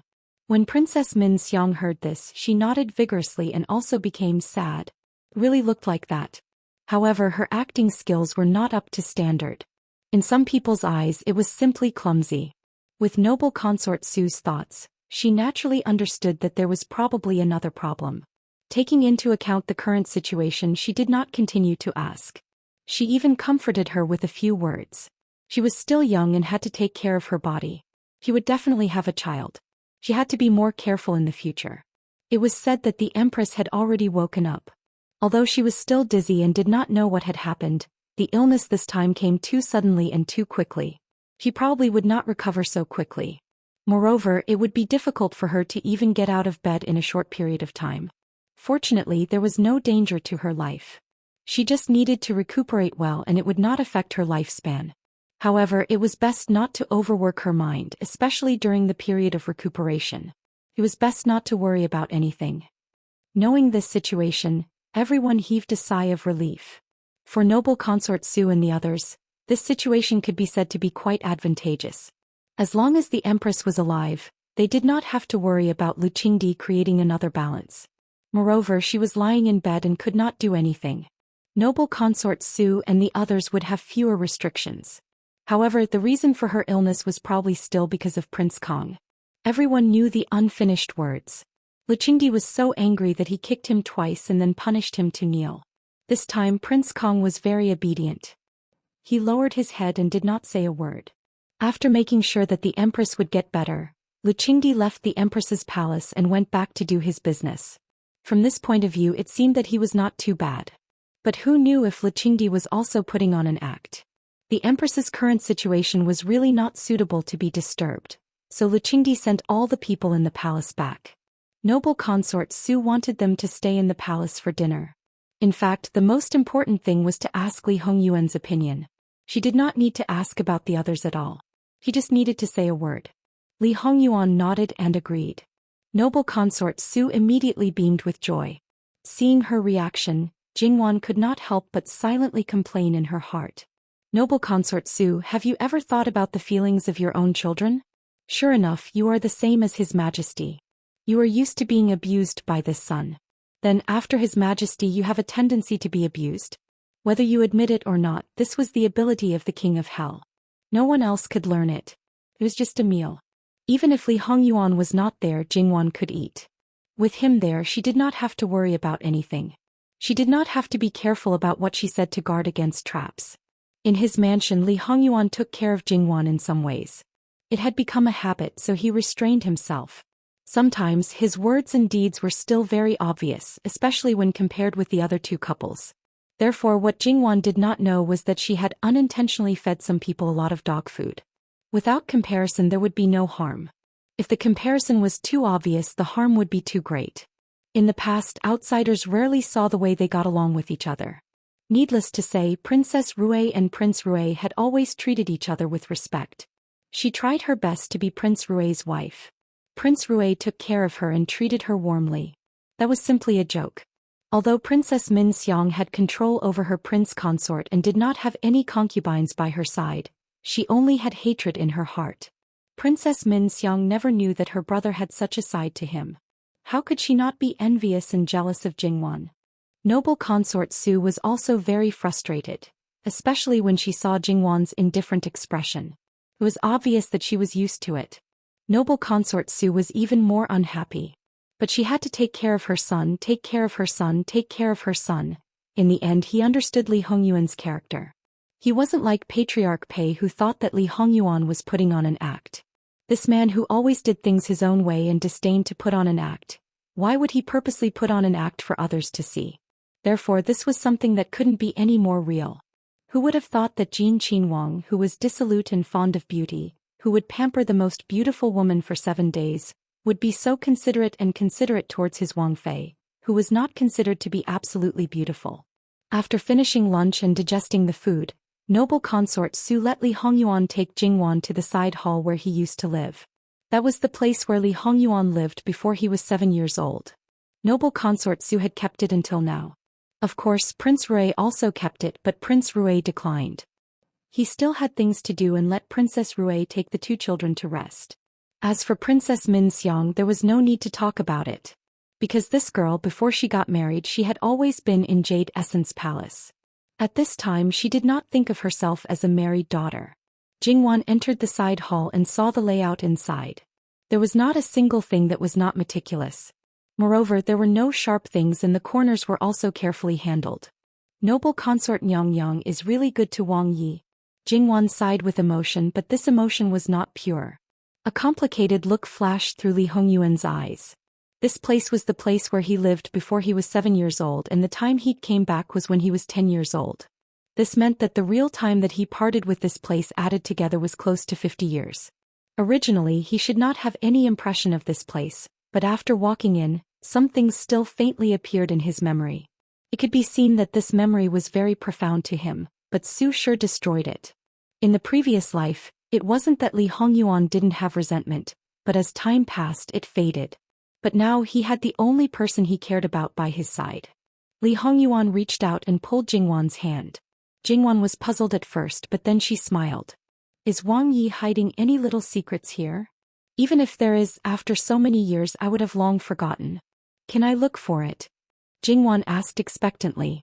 With regards to her husband's childhood matters, Jingwan was looking forward to it. Li Hongyuan chuckled. Sure. Then Jingwan happily went on a treasure hunt.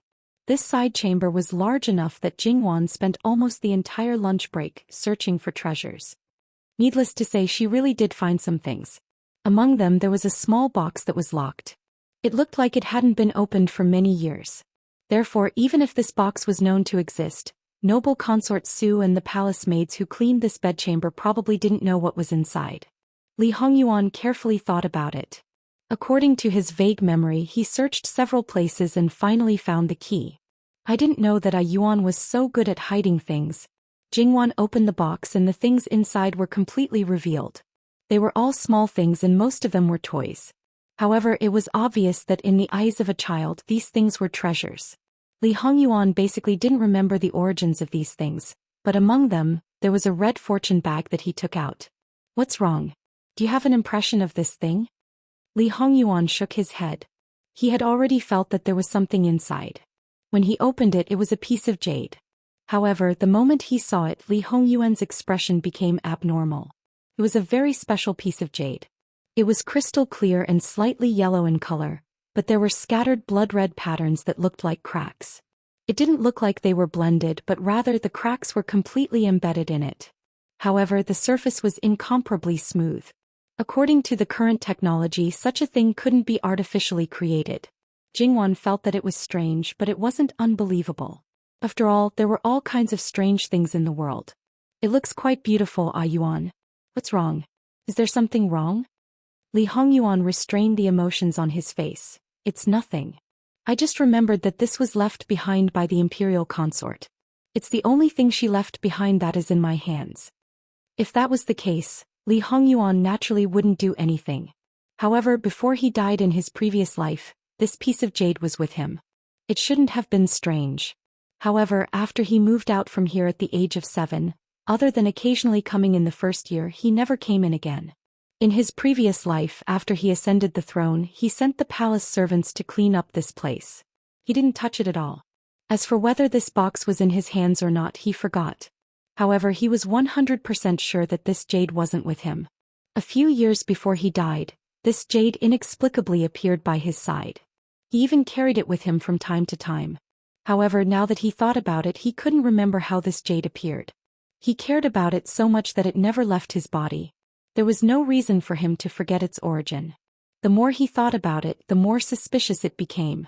It was as if it appeared out of thin air and he didn't suspect it at all. At that time, he seemed to have completely forgotten that this was something left behind by his biological mother. Now, the moment he saw it, he clearly knew its origin. There was something wrong with this jade. Li Hongyuan held the jade in his hand and decided to carry it with him in the future. As for what to do with it, he didn't think about it at all. After all, if it could appear by his side out of nowhere once, there might be a second time. In that case, it was better to just keep it. Of course, he wouldn't let Jingwan touch something he didn't understand. Jingwan naturally wouldn't touch the only thing left behind by the imperial noble consort. Since it's a treasure, why didn't you take it with you when you moved out? Jingwan said as she locked up the box again. At this point, she definitely wouldn't take it with her. It would be best if it was returned to somewhere far away. As for what would happen in the end, there was no need to fuss over it. I forgot. Maybe I hid it when I was younger. I didn't think of it when I moved out. Jingwan nodded. Maybe. Children are naturally forgetful. Fortunately, the imperial noble consort always kept it. Otherwise, I don't know where it would be. Li Hongyuan answered absent-mindedly. From time to time he would look at the jade in his hand. Tonight he naturally wasn't angry. Seeing the only thing left behind by his mother, it was normal for him to be a little strange. After Li Hongyuan examined it a few times, he still found some differences. He remembered that in his previous life, the red lines inside were alive. That kind of feeling was really flowing. Now the water inside still wasn't rigid, but it was a characteristic that a normal good jade should have. The abnormality seemed to be from his previous life. When it was about time, the two left the side hall hand in hand. Li Hongyuan didn't want to stay in the Jade Essence Palace, so he said goodbye. Imperial noble consort Su's complexion was a little bad. He didn't know if it was because of this, but she didn't urge him to stay. Afterwards, Jingwan found out that Princess Min Xiang had already left the palace an hour ago. It seemed that there was an 80 to 90% chance that the mother and daughter had a conflict. After leaving the Jade Essence Palace, Jingwan suddenly remembered that perhaps she should go see Qin Shu Fei. When she was in the Empress Palace, she didn't seem to notice the other's existence. Thus she mentioned it to Li Hongyuan. Li Hongyuan nodded. Thus they went to the Sweet Dew Palace. Qin Shu Fei still maintained an attitude of not being close or distant. Her smile was gentle. I didn't think that the two of you would come to Ben Gong's place. To be honest, with Qin Shu Fei's attitude, if a certain person hadn't told her, she wouldn't have suspected that this Qin Shu Fei was in cahoots with a certain person. Moreover, how did she make the Empress of the Imperial Palace fall ill just like that? She couldn't be too amazing. The last time I entered the palace, I should have paid my respects to Imperial Noble Consort Shu. However, because of a small accident, I left the palace first. Thinking that there's nothing to do now, I came to see Imperial Noble. I hope Imperial Noble doesn't blame me. Qin Shu Fei laughed. You're quite honest. Then they chatted a bit more. Li Hongyuan just drank tea on the side, looking relaxed and at ease. However, other than the first greeting, he didn't say a word. No matter how one looked at it, it was a bit, alright, Ben Gong won't keep you. If you wait any longer, Old Sixth will have a temper. Qin Shu Fei said slightly teasingly. Jingwan was about to say something, when Liqing Emperor's chamberlain outside came to deliver the imperial edict. Left with no choice, Li Hongyuan and Jingwan received the imperial edict together. The so-called imperial edict was only a verbal order, but the thing that came with it. Qin Shu Fei received the phoenix seal with both hands and sighed helplessly. The tree wants to be still, but the wind won't stop. That's right, Gui de Shu and Xian were the 4 imperial concubines with Gui Fei as the head. Liqing Emperor only had 2 imperial concubines in his harem. The Empress had a phoenix body, so even if the palace affairs weren't handed over to the people around the Empress, the phoenix seal should have been handed over to Gui Fei. She would take care of official business and then Shu Fei would assist her. But now the Gui Fei was bypassed, and the phoenix seal fell into Shu Fei's hands. In the end, it was probably for the sake of balance. She could almost imagine that in the future Kong Wangqin's power would shrink, and the Gong Wangqin's power would expand. The Sweet Dew Palace, which had always been peaceful, would also become lively. And some things, even if Qin Shu Fei didn't want to get involved, they would take the initiative to involve her. There would always be people who wouldn't let her off easily, especially the Gong Wangqin, who knows how much he would jump up and down. If Qin Shu Fei really was a person who liked the present life, then the following days would really make her uncomfortable. Shu Fei Nyongyong. Jingwan felt a little guilty because she was the culprit. If it weren't for her, her husband wouldn't have let the Empress fall ill, and if the Empress didn't fall ill, Shu Fei wouldn't have to take on such a hot potato and could still live a comfortable life. Qin Shu Fei saw Jingwan's worry and her heart warmed. She really was a good child. Chuckling, it's okay, although I don't like it, I can still cope. I'm afraid someone will come here soon, you should leave the palace. They couldn't help if they stayed, on the contrary they might even cause trouble, so it was best to obediently leave the palace. Leaving the palace and boarding the Wang Mansion's carriage, Jingwan sighed. The following days won't be peaceful. When did Wanwan ever feel peaceful? That's right, this inheritance war, as long as it doesn't end, there will be no peace. Even if it ends, it may be chaotic for a while. It won't affect Wanwan. What he did was to hold up the sky for Jingwan, but if he made her worry and tired, what was the point of living? I know. Jingwan lazily lay on Li Hongyuan's lap. By the way, a Yuan Princess Min Xiang and her husband don't seem to be on good terms? It's nothing more than Min Xiang being unruly and domineering. I don't know the specifics, but if you're interested you can ask an E.